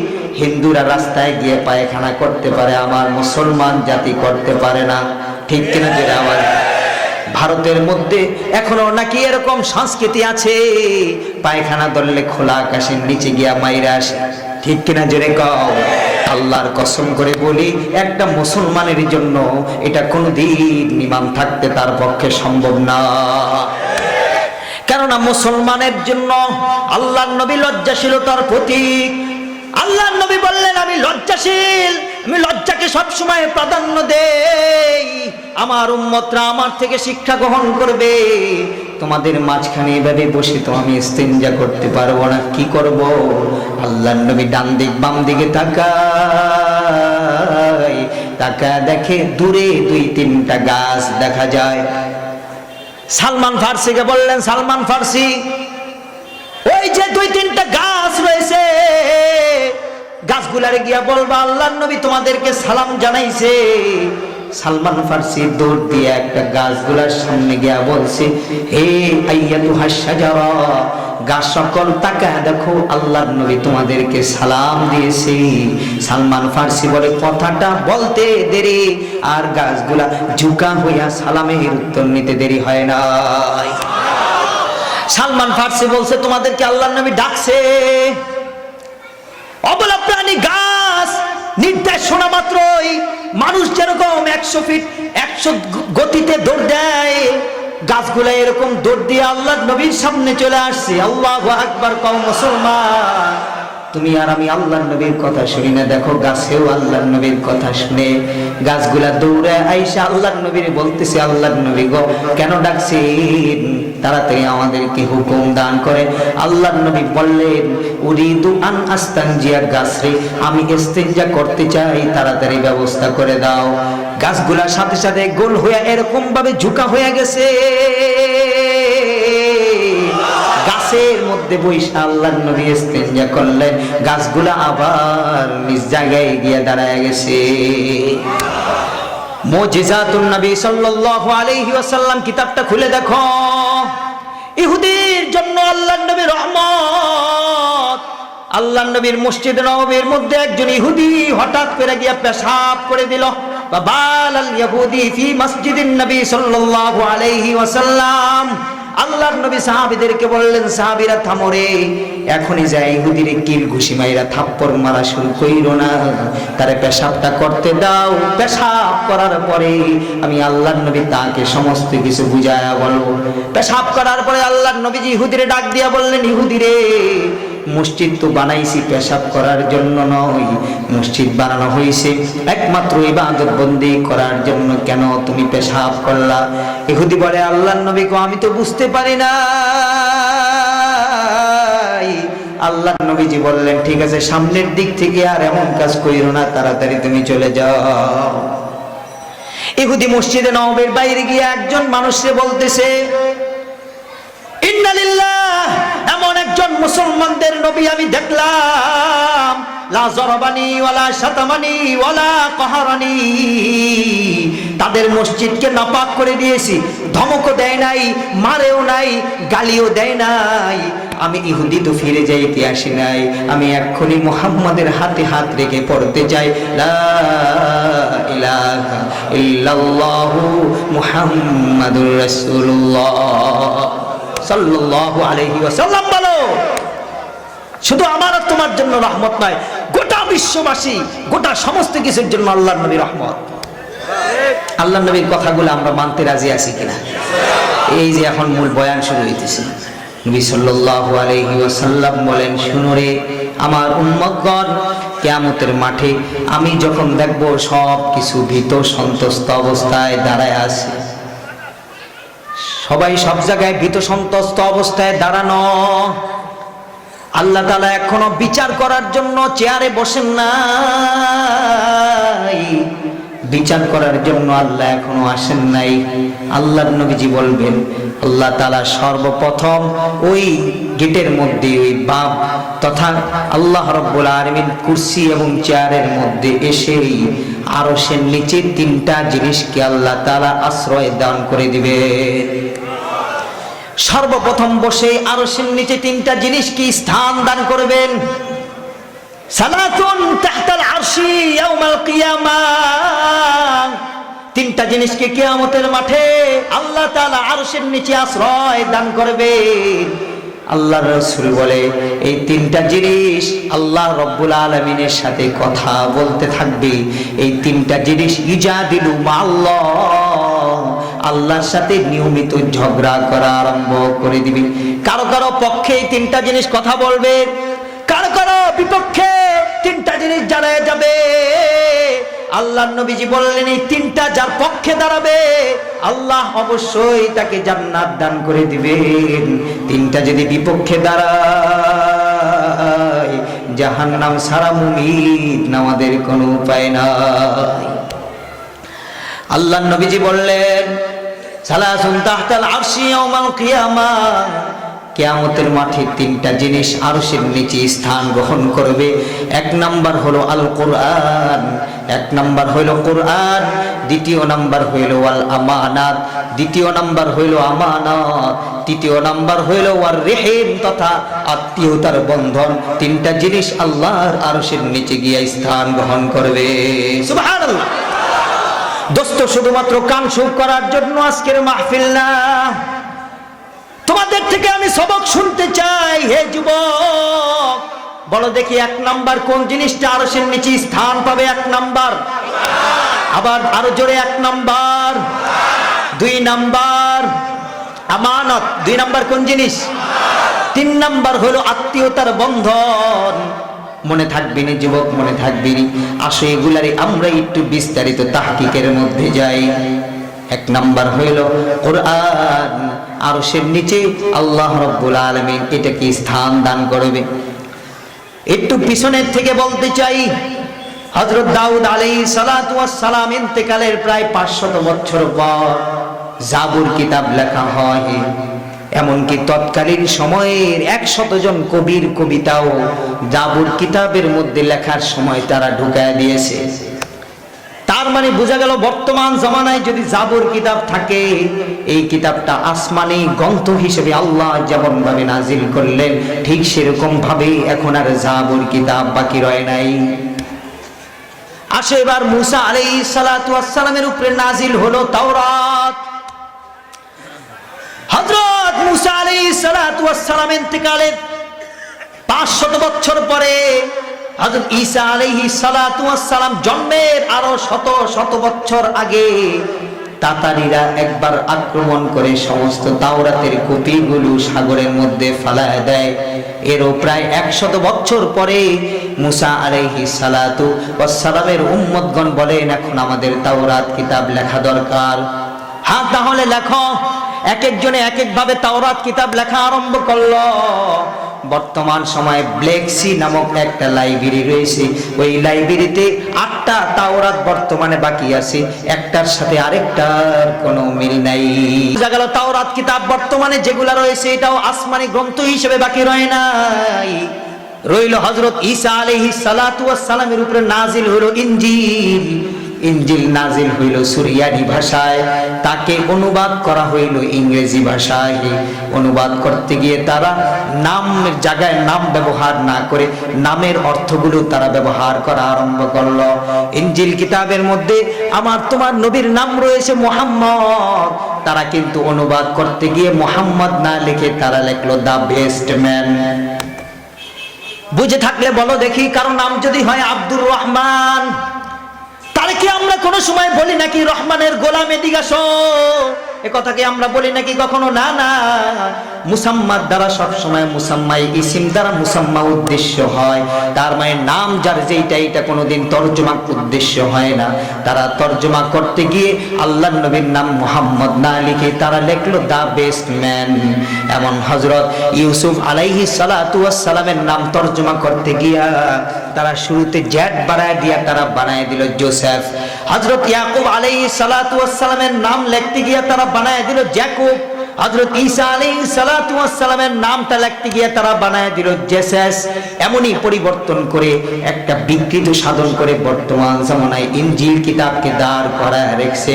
দেখবা তুমি তাহকিক করে গবেষণা করে ইনজিল কিতাবের মধ্যে ইউসুফ আলাইহিস সালাতু ওয়াস সালামের নাম লেখা জোসেফ। তার মানে ইনজিল কিতাব এখন আর আল্লাহর গ্রন্থ, আসমান থেকে যেভাবে নাজিল হয়েছে এভাবে আর বাকি রয় নাই। ঠিক কিনা জোরে আওয়াজ দিয়া বলো। ভাইরে, একটা গ্রন্থ, অনলি ওয়ান, একমাত্র এক গ্রন্থ আসমানের নিচে জমিনের উপরে আছে। 1450 বছর পূর্বে যেভাবে নাজিল হয়েছে ঠিক এখনো পর্যন্ত সেভাবেই বাকি রয়েছে। 1450 বছর পূর্বে 114টা সূরা নাজিল হয়। এখনো তুমি গুনে দেখবে 114টা সূরাই আছে। 1450 বছর পূর্বে 540টা রুকু নাজিল হয়, এখনো পর্যন্ত তুমি দেখবা 540টা রুকুই আছে। 1450 বছর পূর্বে 6666টা আয়াত নাজিল হইল, এখনো পর্যন্ত তুমি দেখবা আয়াতগুলো এভাবেই বহাল রয়েছে। 1450 বছর পূর্বে 3284টা জুমলা নাজিল হইছে, এখনো পর্যন্ত তুমি দেখবা ওই জুমলার ওয়ার্ডগুলো এভাবেই বাকি রইল।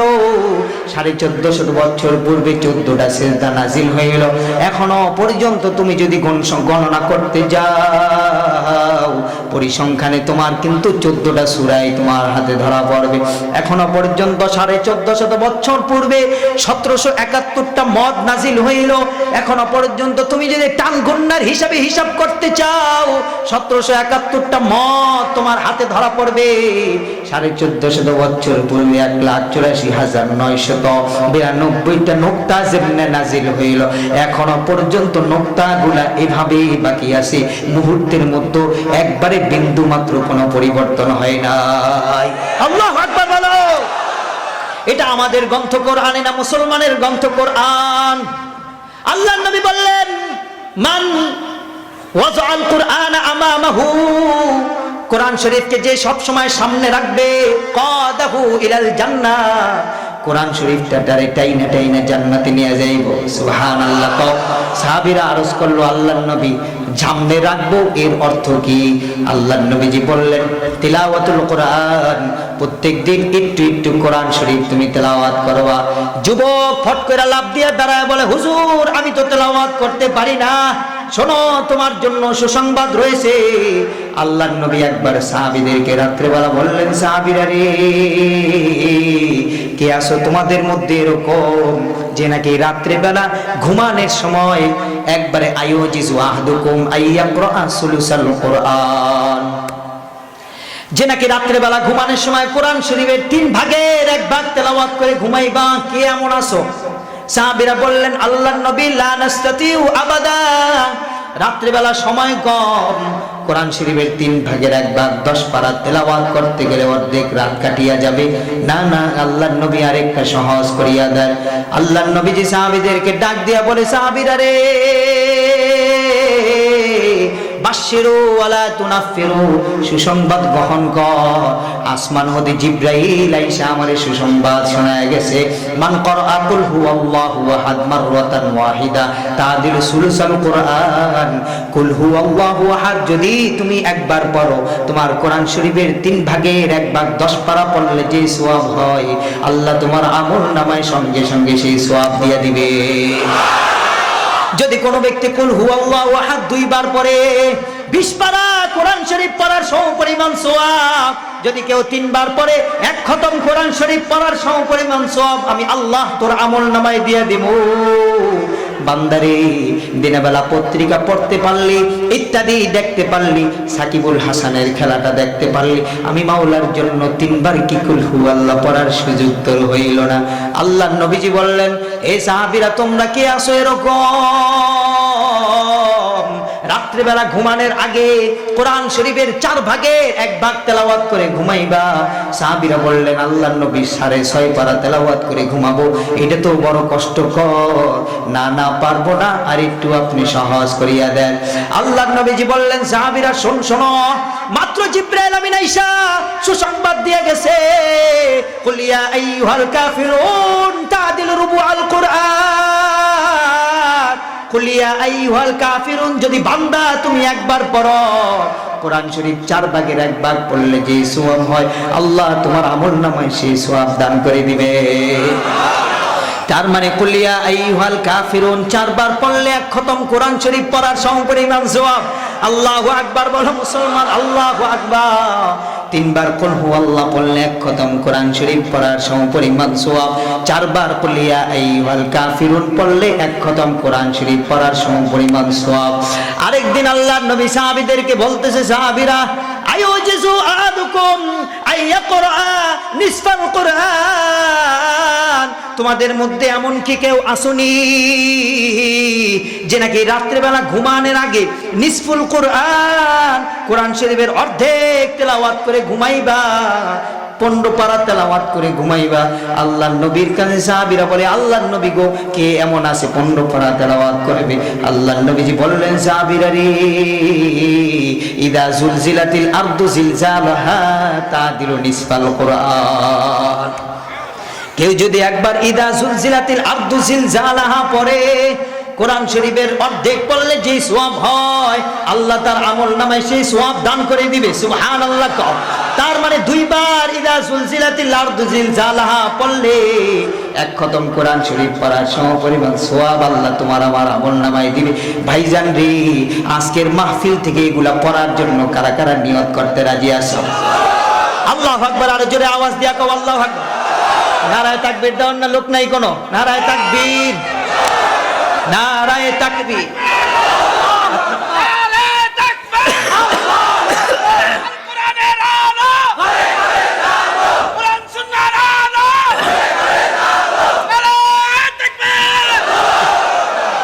পড়বেননি না শুধু শুনে শুনে যাব?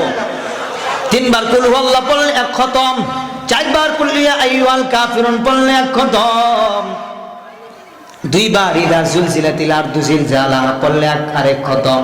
আমি আমার আলোচনায় সামনে যাইতে চাই। শেষ একটা মেসেজ তোমাদেরকে দেয়া যায়। আল্লাহর নবী সাল্লাল্লাহু আলাইহি ওয়াসাল্লাম বললেন, 21 নাম্বার পারায় একটা সূরা আছে। 21 নাম্বার পারায় একটা সূরা আছে। সূরাটার নাম আলিফ লাম মিম আস-সিজদা। আছে না নাই? আল্লাহর নবীজি বললেন, শোনো, এই সূরার কেমন দাম, কেমন কদর তুমি কি জানো নি? মান করা মাররাতান ওয়াহিদা, এই সূরাটা তুমি যদি একবার মাত্র পড়ো রে, সাথে সাথে সূরাটা পাখির আকার ধারণ কইরা আল্লাহর আরশে পৌঁছে যায়। সূরাটা আল্লাহর আরশে গিয়া বলতে থাকে, আল্লাহ, আপনার বান্দা মাত্র নগদ নিয়ে আমাকে তেলাওয়াত করলো, আল্লাহ আমি সুপারিশ লয়ে আসছি, আপনার বান্দারে মাফ করে দিতে হবে।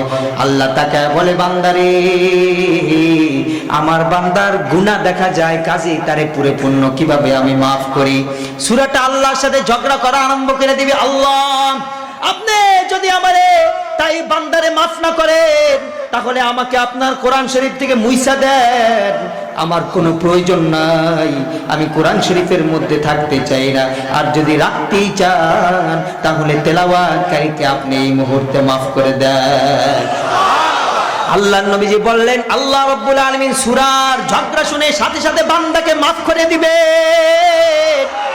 আলিফ লাম মিম আস-সিজদা একবার পড়ো তুমি বান্দা, কোরআন শরীফ পড়া তুমি শিখলা না, হে যুবক, তোমার কপালটা পুড়িয়ে গেল। ইংরেজিতে পত্রিকা পড়া শিখলা, কোরআন শরীফ পড়াটা এখনো তুমি শিখলা না। অথচ এই কোরআনটাই কিন্তু কবরের মধ্যে তোমার মাথার পাশ দিয়া আইসা দাঁড়া হয়ে যাবে। আল্লাহর নবী সাল্লাল্লাহু আলাইহি ওয়াসাল্লাম বলেন, মান হাফিজাল কুরআন ওয়া আমিলা বিমা ফিহি উলবিসা ওয়ালিদাহু তাজান ইয়াউমাল কিয়ামা দাউহু আহসানু মিন দাওয়িশ শামসি। তুমি যদি কোরআন পড়নেওয়ালা হও, তোমার ছেলেকে যদি কোরআন পড়নেওয়ালা বানাও, কিয়ামতের ময়দানে উঠার সাথে সাথে কোরআন পড়নেওয়ালার বাপ মা হিসেবে আল্লাহ তোমার মাথায় এমন 2টা নূরের মুকুট দান করবে, যেগুলার আলো সূর্যের চাইতেও আরো বেশি ঝলমল ঝলমল করতে থাকবে।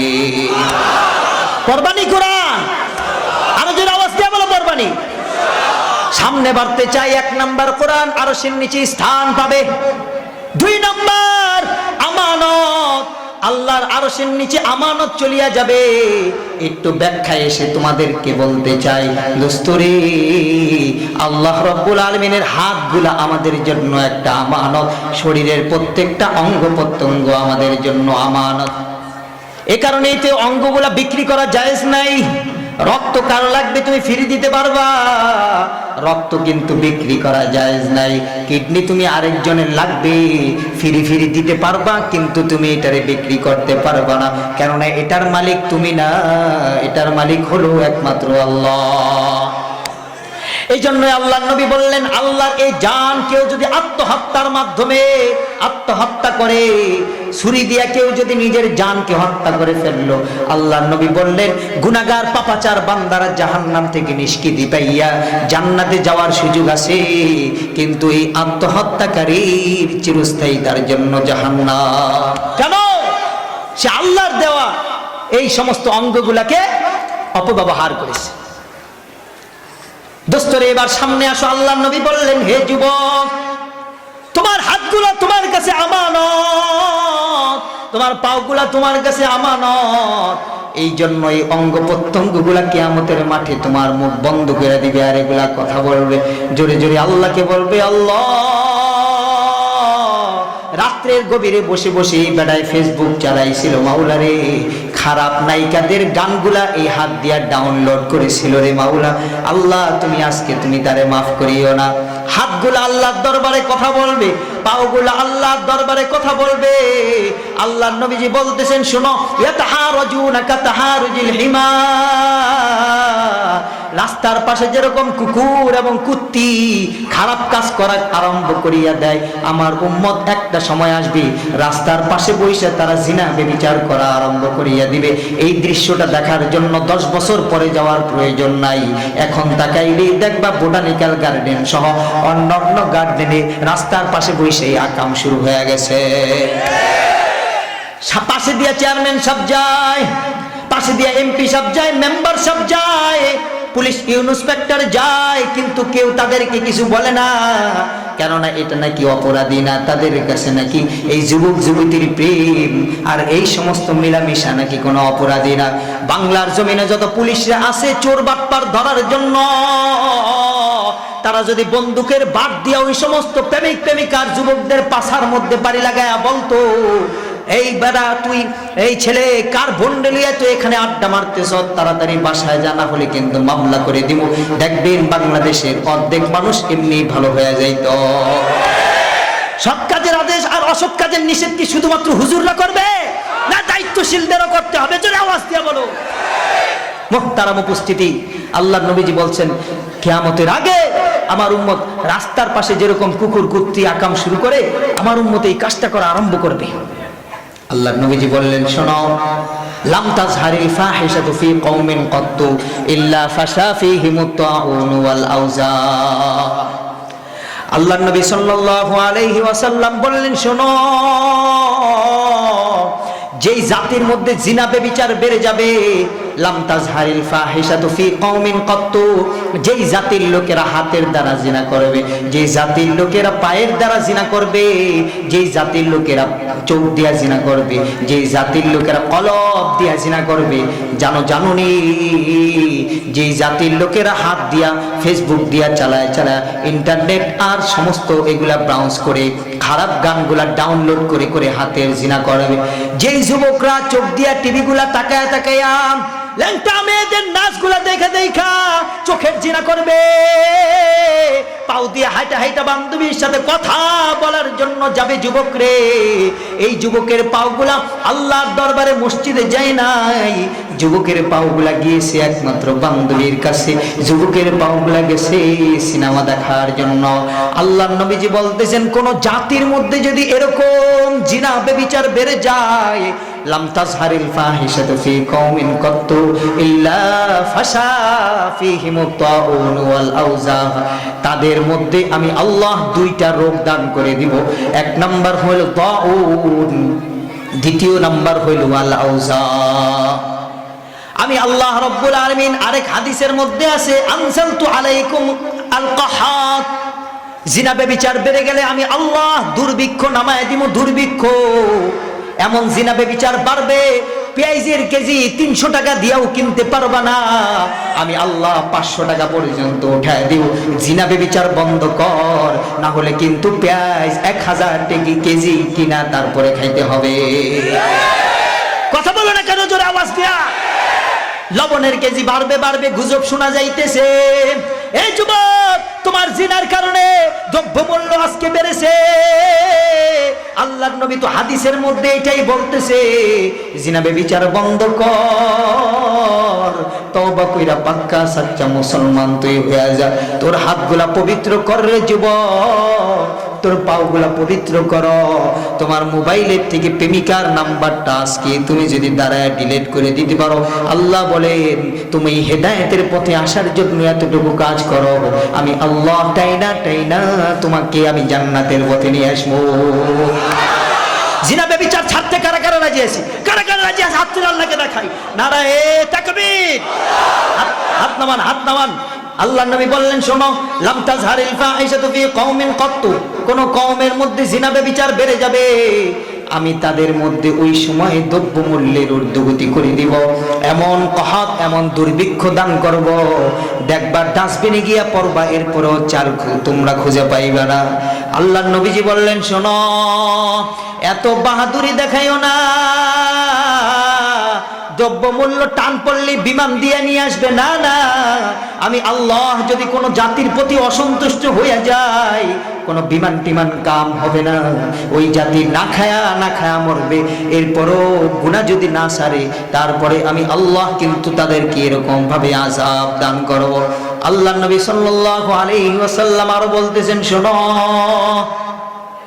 জিনাল ইয়াদি আল বাতশু, হাতের জিনা হইল খারাপ কোন জিনিসকে ধরা, পায়ের জিনা হইল খারাপ কোন জিনিসের দিকে হাইটা হাইটা যাওয়া, মুখের জিনা হইল তুমি কাউকে গালি দেওয়া, এই জিনাগুলা তোমার তওবার দ্বারা মিটিয়া যাবে। বান্দারে, কেউ যদি জিনার কাজ করে ফেলে যুবক রে, তাহলে আল্লাহর নবী বললেন অল্প বয়সে যুবকটার মরণ হবে, অল্প বয়সে সে ভিক্ষার ঝুলি দিয়া রাস্তায় বের হবে, মৃত্যুর সময় কালিমা নসিব হবে না, কবরের মধ্যে কঠিন ফিতনায় সে পড়ে যাবে। ইউদাফু লাহুল আযাবু ইয়াউমাল কিয়ামা ওয়া ইয়াখলুদু ফীহি মুহানা। হাত পাও একটা আমানত, আমি সামনে বাড়তে চাই। সন্তানাদি তোমার কাছে একটা আমানত। বাইরে সন্তানাদের কি হক তুমি আদায় করলা? আল্লাহর নবী বললেন কুল্লু মাউলুদিন ইউলাদু আলাল ফিতরাতি, প্রত্যেকটা সন্তান ইসলামের প্রতি সে ধাবিত হয়ে জন্মগ্রহণ করে, ইসলামের কথাগুলো মানার যোগ্যতা নিয়েই জন্মগ্রহণ করে। ফাআবাওয়াহু ইউহাউদানিহি ওয়া ইউনাসসিরানিহি ওয়া ইউমাজ্জিসানিহি, বাপে তারে খ্রিস্টান বানায়, বাপ মা তারে ইহুদি বানায়, বাপ মা তারে হিন্দু বানায়, বাপ মা তারে নাস্তিক বানায়, বাপ মা তারে নাফরমান বানায়। প্রত্যেকটা সন্তান কিন্তু জন্মগ্রহণ করেই ইসলামের উপরে। আল্লাহর নবীজি বললেন মান কানাত লাহু ওয়ালিদা, কারো যদি একটা মাত্র মেয়ে বাচ্চা থাকে, ফাআল্লামাহা ফাআহসানা তা'দীবাহা, তারে যদি সে শিক্ষা দান করলো, কেমন শিক্ষা? অবশ্যই উন্নত মানের ইসলামী শিক্ষা। ওই শিক্ষা না যে শিক্ষা দিলে এক গ্লাস পানি দিলে তোমাকে সে বলবে থ্যাংক ইউ, এই শিক্ষা নয় যে গ্লাস পানি দিলে তোমাকে বলবে আলহামদুলিল্লাহ জাযাকাল্লাহ। তোমার মেয়েটা যদি বলে জাযাকাল্লাহ, বুঝবা তার মধ্যে ইসলামী জ্ঞান ঢুকেছে, আর যদি বলে থ্যাংক ইউ, বুঝবা যে তার মধ্যে ইসলামের জ্ঞান ঢুকে নাই। এটা হলো শিক্ষা। আল্লাহর নবীজি বললেন শোনো শোনো, তুমি কি এমন বাপ হইতে চাও না তোমার সন্তান মাদ্রাসায় পড়ার জন্য বাইর হইবে?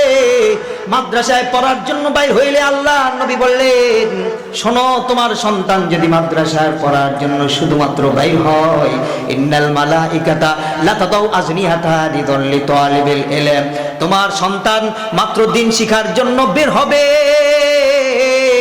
বের হইতে দেরি ফেরেশতারা নূরের পর সম্মানার্থে তোমার ছেলের নিচে বিছায় দিবে। সুবহানাল্লাহ। তো আসতে বললেন যে আল্লাহর নবী বললেন হে বান্দা, তোমার কি এমন বাপ হইতে মনে চায় না? আল্লাহর নবী যার ব্যাপারে ঘোষণা করলেন মান সালাকা তরিকান ইয়ালতামিসু ফীহি ইলমা, যে সন্তানটা দ্বীন শিক্ষার জন্য মাত্র বের হইল, সাথে সাথে তার জন্য আমি আল্লাহ জান্নাতের রাস্তাগুলা খুলে দেই। আল্লাহর নবী আরো ইরশাদ করতেছেন উম্মতেরা রে, এমন বাপ মা কি হইতে চায় না, চাও না তোমার সন্তানটার জন্য দাআলাহু মান ফিস সামাওয়াতি ওয়াল আরদি হাত্তাল হিতানু ফিল বাহরি, এমন কি ওয়ান নামলাতু ফি জুহরিহা, তোমার সন্তানটার জন্য আসমান জমিনের সমস্ত কিছু আল্লাহর কাছে তার জন্য ক্ষমার জন্য দোয়া করতে থাকবে। গর্তের পিপিলিকাও বলবে মাওলা আব্দুর রহিমের ছেলেটা দিন শিখার জন্য বের হয়েছে, মাওলা গো তার বাপ মা সহ তারে তুমি মাফ করে দাও। তোমার কি এমন সন্তানের বাপ হইতে মনে চায় না?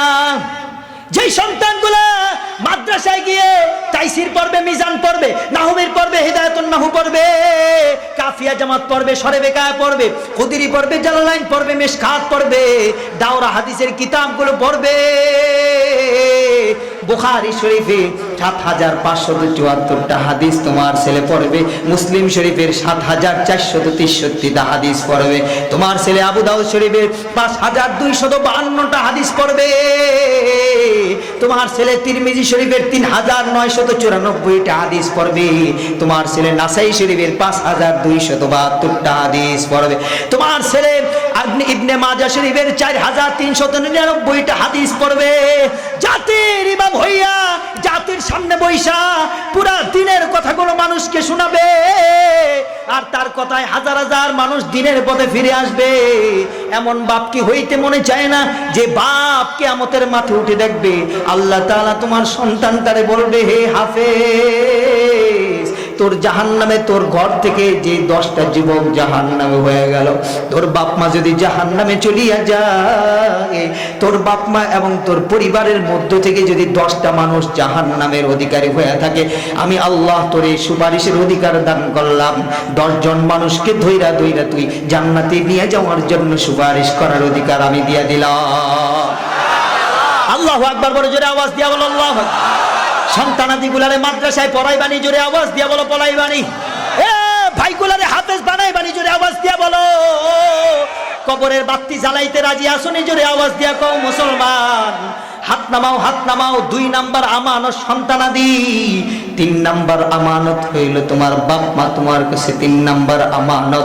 আল্লাহর নবী বললেন, শোনো, এই আমানতকে তুমি যদি হেফাজত করতে পারো, বাপ মার খুশি তোমার জন্য জান্নাত, বাপ মার খুশি তোমার জন্য, বাপ মার না খুশি তোমার জন্য জাহান্নাম। আজকে বয়ান করার সময় নাই। 13 শ্রেণীর লোক জাহান্নামে যায়, একটা বয়ান পাওয়া যায়, আপনারা দেখে নেবেন। 13 শ্রেণীর লোক জাহান্নামে যাওয়ার একটা লিস্টি দেওয়া আছে, কোন কোন লোক নামাজ রোজা পড়েও জাহান্নামে যাবে। তার মধ্যে অন্যতম 13 মানুষের মধ্যে 1 নাম্বার অন্যতম হইল আকন, পিতামাতার অবাধ্য সন্তান। নামাজ পড়ুক, রোজা রাখুক রে যুবক রে, বাপ মারে কান্দায়া কোনোদিন তুমি কিন্তু জান্নাতের গেটে পৌঁছতে পারবা না। জালালউদ্দিন রুমি রহমতুল্লাহি আলাইহি তিনি তার কিতাবের মধ্যে একটা মিসাল এনেছেন, উদাহরণ এনেছেন। আল্লামা জালালউদ্দিন রুমি রহমতুল্লাহি আলাইহি তার কিতাবের মধ্যে লেখেন, কষ্ট হইতেছে ভাই আপনাদের? জালালউদ্দিন রুমি রহমতুল্লাহি আলাইহি তার কিতাবের মধ্যে লেখেন, বৃদ্ধ অবস্থায় একজন বুড়া বাবাজি মৃত্যুবরণ করবে এমত অবস্থায়, এমন ভাব।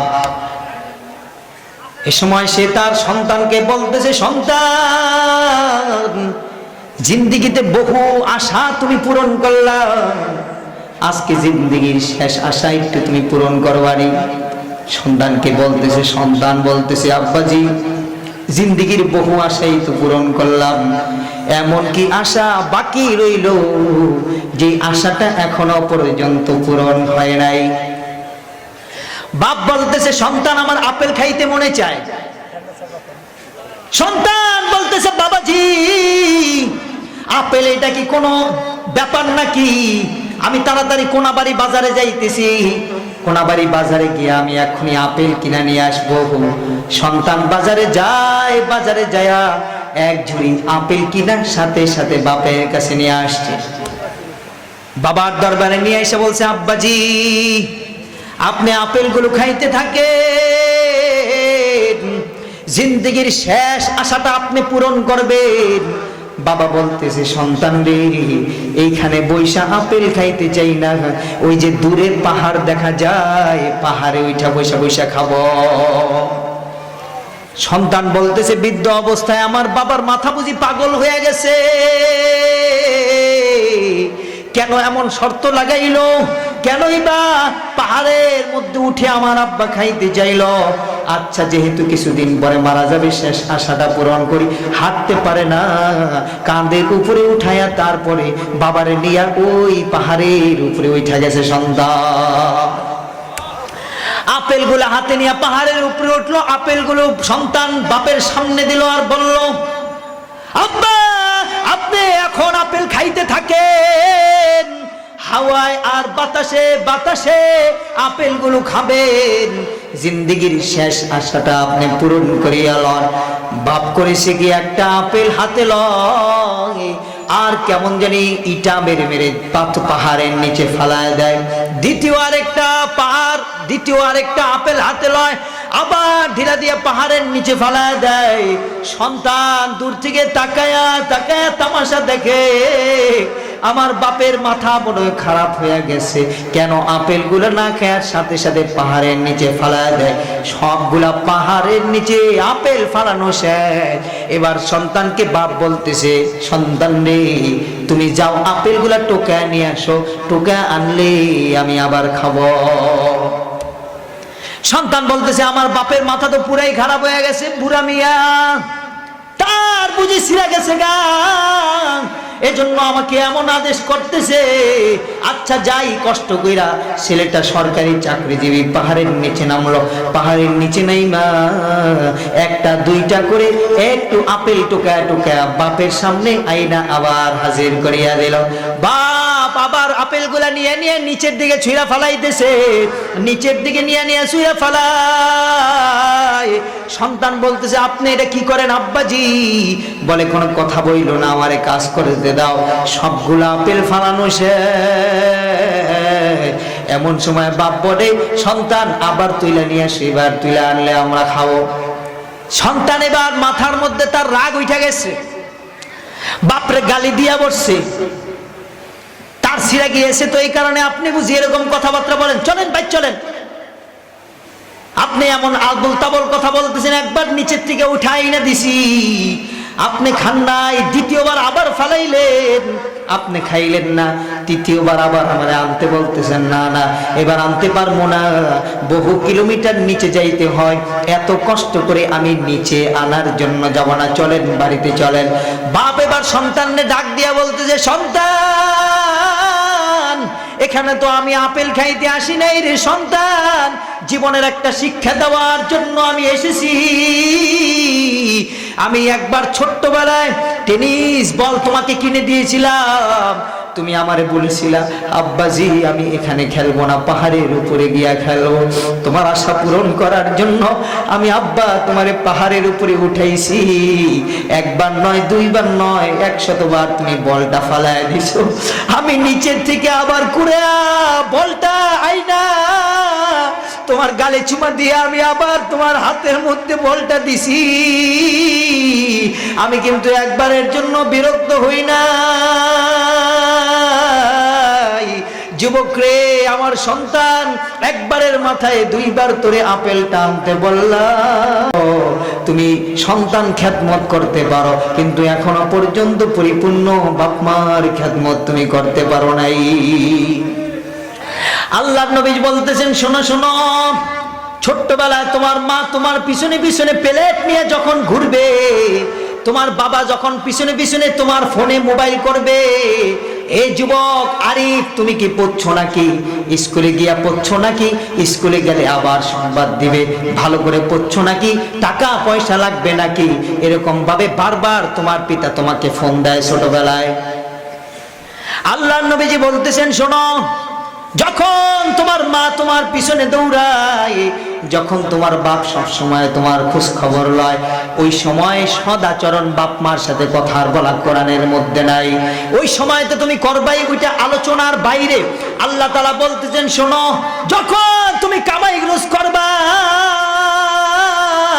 কামাই করবা, যখন তোমার হাতে টাকা আসবে, আল্লাহ তাআলা আবার বাপ মারে ছোট্ট বেলার শিশু অবস্থার মতো করায়া তোমার কোলে আবার ফিরিয়ে দিবে। আল্লাহ বলবে, সন্তান রে, ছোটবেলা বাপ মার কোলে পেশাব পায়খানা করতি, আমি বাপ মারে আবার ছোট্ট শিশু বানায় তোর কোলে উঠায় দিলাম। এবার পেশাব পায়খানা করলে দেখি তুই উফ বলস কিনা। ওয়ালা তাকুল্লাহুমা উফি ওয়ালা তানহারহুমা, সামান্য উফ যদি বলে ফেলছো যুবক, ওয়ালা তানহারহুমা, সাবধান, সামান্য ধমক যদি বাপ মারে দিয়া ফেলাইছো। আল্লাহর নবীজি বললেন, হাকুন, যত নামাজ পড়ো রোজা রাখো, সাবধান রে, পিতামাতার আমানত গুলা রক্ষা না করতে পারার কারণে জান্নাতের গেটে সহজে পৌঁছতে পারবা না। রিদার রব্বি ফি রিদাল ওয়ালিদি ওয়া সাখাতার রব্বি ফি সাখাতাল ওয়ালিদ। বাপমার সন্তুষ্টি তোমার আল্লাহর সন্তুষ্টি, বাপমার অসন্তুষ্টি তোমার আল্লাহর অসন্তুষ্টি। এই জন্য যাদের বাপমা জীবিত আছে পরিপূর্ণ হক আদায় করে খেদমত করার চেষ্টা করব। যাদের বাপমা জীবিত নাই তাদের নামে বেশি বেশি দান সদকা করে ইসহালে সওয়াবের জন্য আমরা দান করার চেষ্টা করব। রাজি আছি ইনশাআল্লাহ? বলো। আল্লাহ নবী বললেন, শোনো, এমন নিমুখ হারাম হইলা কেন তুমি এমন নিমুখ হারাম হয়েছে কেন? কত সময় করতে? আল্লাহ নবী সাল্লাল্লাহু আলাইহি ওয়াসাল্লাম বলে, শোনো, তোমার মা তোমার বাবা কবরের মধ্যে কি অবস্থায় আছে জানোনি? কাল গরীকি ফিল বাহরি। বহু আগে, হে যুবক, নিচের দিকে মাথাটা দিয়ে একটু স্মরণ কর। বহু আগে তুমি তোমার বাপের কাফনের কাপড়টা পেছায়া তারপরে কবরের মধ্যে রেখে আসছো। তুমি তোমার মাকে কাফনের কাপড়টা পেঁচায়া কবরের মধ্যে রেখে আসলে যুবক রে। মারে যখন কবরের মধ্যে রেখে আসছো, পিছন দিক দিয়ে ফিরে ফিরে কেমন জানি তুমি তাকাইছো আর বলতেছো, আল্লাহ রে, মা বুঝি আরেকটা শেষ ডাক আমারে দিবে নাকি? বাপের কবরের সামনে গিয়ে তুমি দাঁড়ায় আসছো। যেই বাপ তোমার জন্য কোর্ট কাচারিতে গিয়েছে, মামলা মোকদ্দমা পর্যন্ত করেছে, জেলখানায় পর্যন্ত তোমার বাপ তোমার জন্য গেল, আজকে তোমার বাবা নাই, তার বাড়ি তুমি ভোগ করতেছ। এই বাপটারে তুমি কিন্তু মাথার দিক দিয়া পায়ের দিক দিয়া জোরে সরে কাপড়টা বাইদা মাটি চাপা দিয়া তুমি লাশটা নিজে দাফন করে আসছো। জানো নাকি মৃত্যু ব্যক্তি কবরের থেকে কি বলে থাকে জানো? মৃত্যু ব্যক্তি কবর দিয়ে ডাক দিয়া বলে, হে আব্দুল করিম, হে আব্দুর রহিম, মাহফিলে গেলি রে, আমি বাপ মার জন্য কি তোর একটু চোখের পানি ফালাইতে মনে চায় না? আমি বাপ মার জন্য কি তোর একটু চোখের পানি ফালাইতে মনে চায় না? ওই যে তাকা দেখো, আল্লাহর নবী দুজাহানের বাদশা, জন্মের পরে তিনি আল্লাহকে, আল্লাহ রসুল জন্মের পরে একমাত্র মাকে পাইছেন, মার আদর পান নাই। এর আগেই জন্মগ্রহণ করার আগে বাবা ইন্তেকাল করলো। মৃত্যুবরণ করার পর কয়েকদিন পরে আল্লাহর নবী জন্মগ্রহণ করলেন। জন্মের কয়েক মাস পরে মা আমিনা চিরতরে বিদায় হয়ে যায়। আল্লাহর নবী তাদের জন্য দোয়া করতে চায়। আল্লাহ বলে, না না, মুসলমান ব্যতীত কারোর জন্য দোয়া করা জায়েজ নাই। হ্যাঁ হ্যাঁ, আল্লাহর নবী কমা কবরা উম্মিহি ওয়া আবি, তার পিতার কবর, তার মাতার কবরের সামনে গিয়া দাঁড়ায় আল্লাহর দরবারে দুই ফোঁটা চোখের পানি ছেড়ে দিছে। কেমন জানি বলছে, আল্লাহ, পিতা মাতার জন্য কোনো কিছু করতে পারি নাই, দুই ফোঁটা চোখের পানি ফালাইলাম, মাওলা গো, তুমি এগুলা কবুল করে লও। তোমার কি আজকে বাপ মার জন্য চোখের পানি ফালাইতে মনে চায় না যুবক? আল্লাহর নবীজি ডাক দিয়ে, আল্লাহর নবীজি বলতেছেন, তোমার হাতগুলো এক নাম্বার তোমার কাছে আমানত, তোমার বাপ মা তোমার কাছে আমানত, তোমার সন্তানাদি তোমার কাছে আমানত। কিয়ামতের মাঠে আরশের নিচে তিনটা জিনিস স্থান পাবে। এক নাম্বার কোরআন, দ্বিতীয় নাম্বার আমানত, তৃতীয় নাম্বার হলো আত্মীয়তার বন্ধন। শেষ তৃতীয় নাম্বারটা বলি আত্মীয়তার বন্ধন। আমরা অনেকে এই জায়গায় এমন আছি, ভাই ভাইয়ের সাথে সম্পর্ক নাই, ঠিক কিনা? জোরে আওয়াজ দিয়া বলো। এই শালার সাথে সম্পর্ক আছে, বউর মাধ্যমে শালার সাথে সম্পর্ক আছে, কিন্তু নিজের ফুফার সাথে, ফুফাতো ভাইয়ের সাথে সম্পর্ক নাই, ছেলে হইয়া বাপের সাথে সম্পর্ক নাই, বাপ হইয়া সন্তানের সাথে সম্পর্ক নাই, অনেক দিন হয়ে গেছে চাচা ফুফা খালুর সাথে কোনো সম্পর্ক নাই।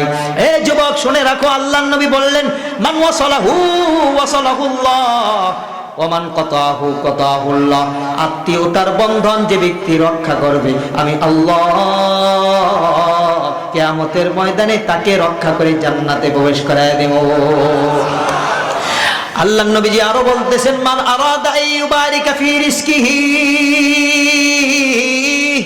এ বান্দা তুমি যদি রিজিকের মধ্যে বরকত পাইতে চাও, খাজা বাবার দরবারে গিয়া দৌড়ানো দরকার নাই, জোরে আওয়াজ দিয়ে বলো ঠিক কিনা।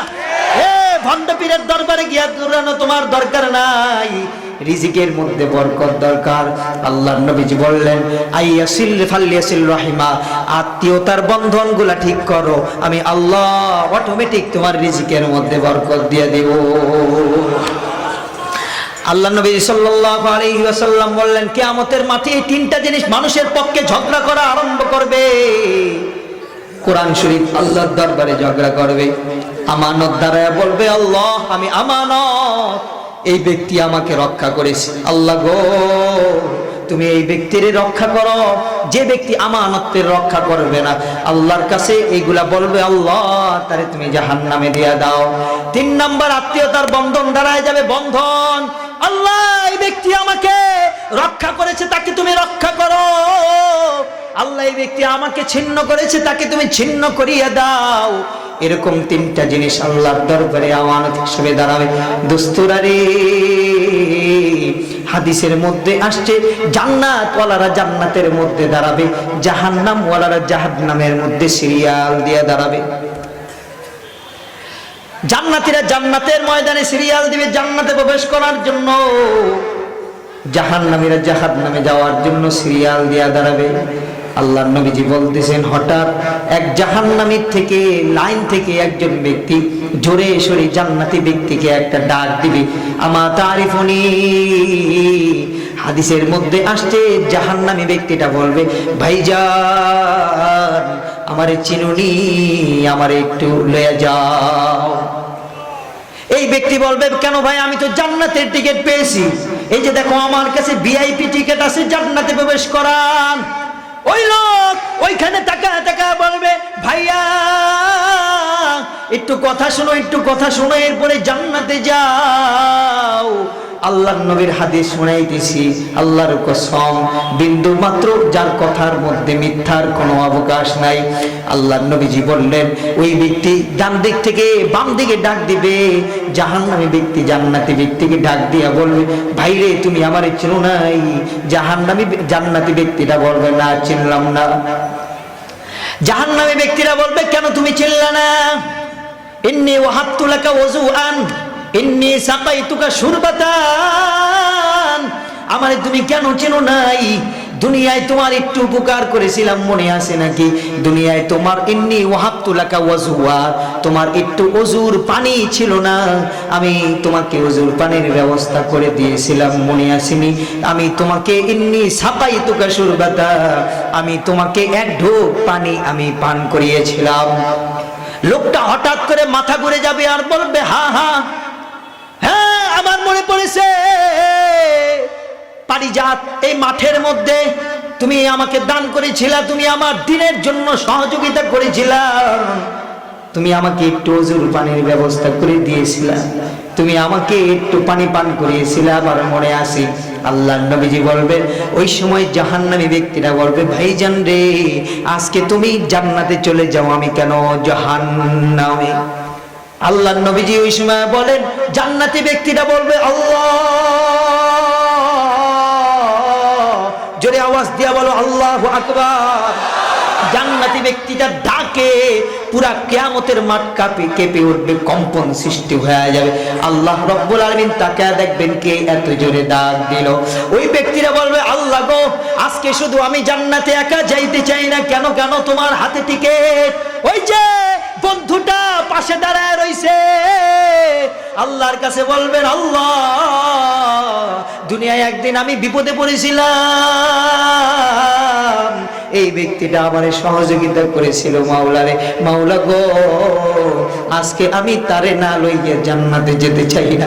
আল্লাহর রাসূল বলেন ফায়াশফাউহু ফায়ুদখিলুহুল জান্নাহ, এই ব্যক্তির কারণে আল্লাহ রাব্বুল আলামিন বলবে যা যা তোর সুপারিশ কবুল করে জাহান্নামী ব্যক্তিটাও তোর সাথে জান্নাতে দিয়া দেওয়া হইল। আর জোরে আওয়াজ দিয়া বলো আল্লাহু আকবার। এই যুবক, এটা তোমাদেরকে কোনো কাহিনী শোনাই নাই, দ্বীনের সাথে ইখলাসের সাথে আল্লাহর রাস্তায় দান করার জন্য ফজিলতটা তোমাদেরকে আমি শুনাইলাম। আল্লাহর নবী বললেন ইখলাসের সাথে তুমি যদি কিছু দান করে থাকো, শোনো রে as-সাদাকাতু বুরহানুন, দুনিয়ায় গাজীপুর কোনাবাড়িতে তোমার যদি একটা বাড়ি থাকে, বাড়িটা লইয়া যদি ভেজাল চলতে থাকে, দুই পক্ষ কোর্টের মধ্যে গিয়া মামলা করেছে, কিন্তু তোমার হাতে দলিল রয়েছে, তুমি জজ সাহেবরে গিয়া বললা জজ সাহেব আমার কাছে তো দলিল আছে, জজ সাহেব বলবে দলিল যার বাড়ি তার।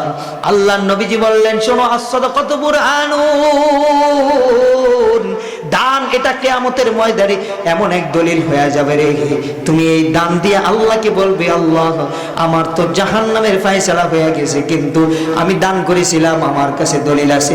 আল্লাহ বলবে দলিল যেহেতু আছে রে তোর জন্য জান্নাত। সুবহানাল্লাহ, বড় জোরে আওয়াজ দিয়ে। মোহতারাম ভাই, আমি কিন্তু তোমার কাছে এরকম ভাবে কালেকশন করতে আসি নাই, এরকম ভাবে কালেকশন করা আমাদের কোনো নীতিও না। জাহান্নাম থেকে আমরা পরকালে বাঁচতে চাই, রাজি আছো নাকি ইনশাআল্লাহ? যে তিনটা জিনিসের কথা বলেছি, কোরআন, আমানত, আত্মীয়তার বন্ধন ঠিক মতো আঁকড়ে ধরে রাখতে রাজি আছি না ইনশাআল্লাহ? জাহান্নাম থেকে আমরা বাঁচতে চাই। আল্লাহর নবীজি বললেন দিরসুল কাফির মিসলুল উহুদ, জাহান্নামে যদি তুমি চলিয়া যাও তোমার দাঁতটা হয়ে যাবে উহুদ পাহাড়ের মতো মোটা।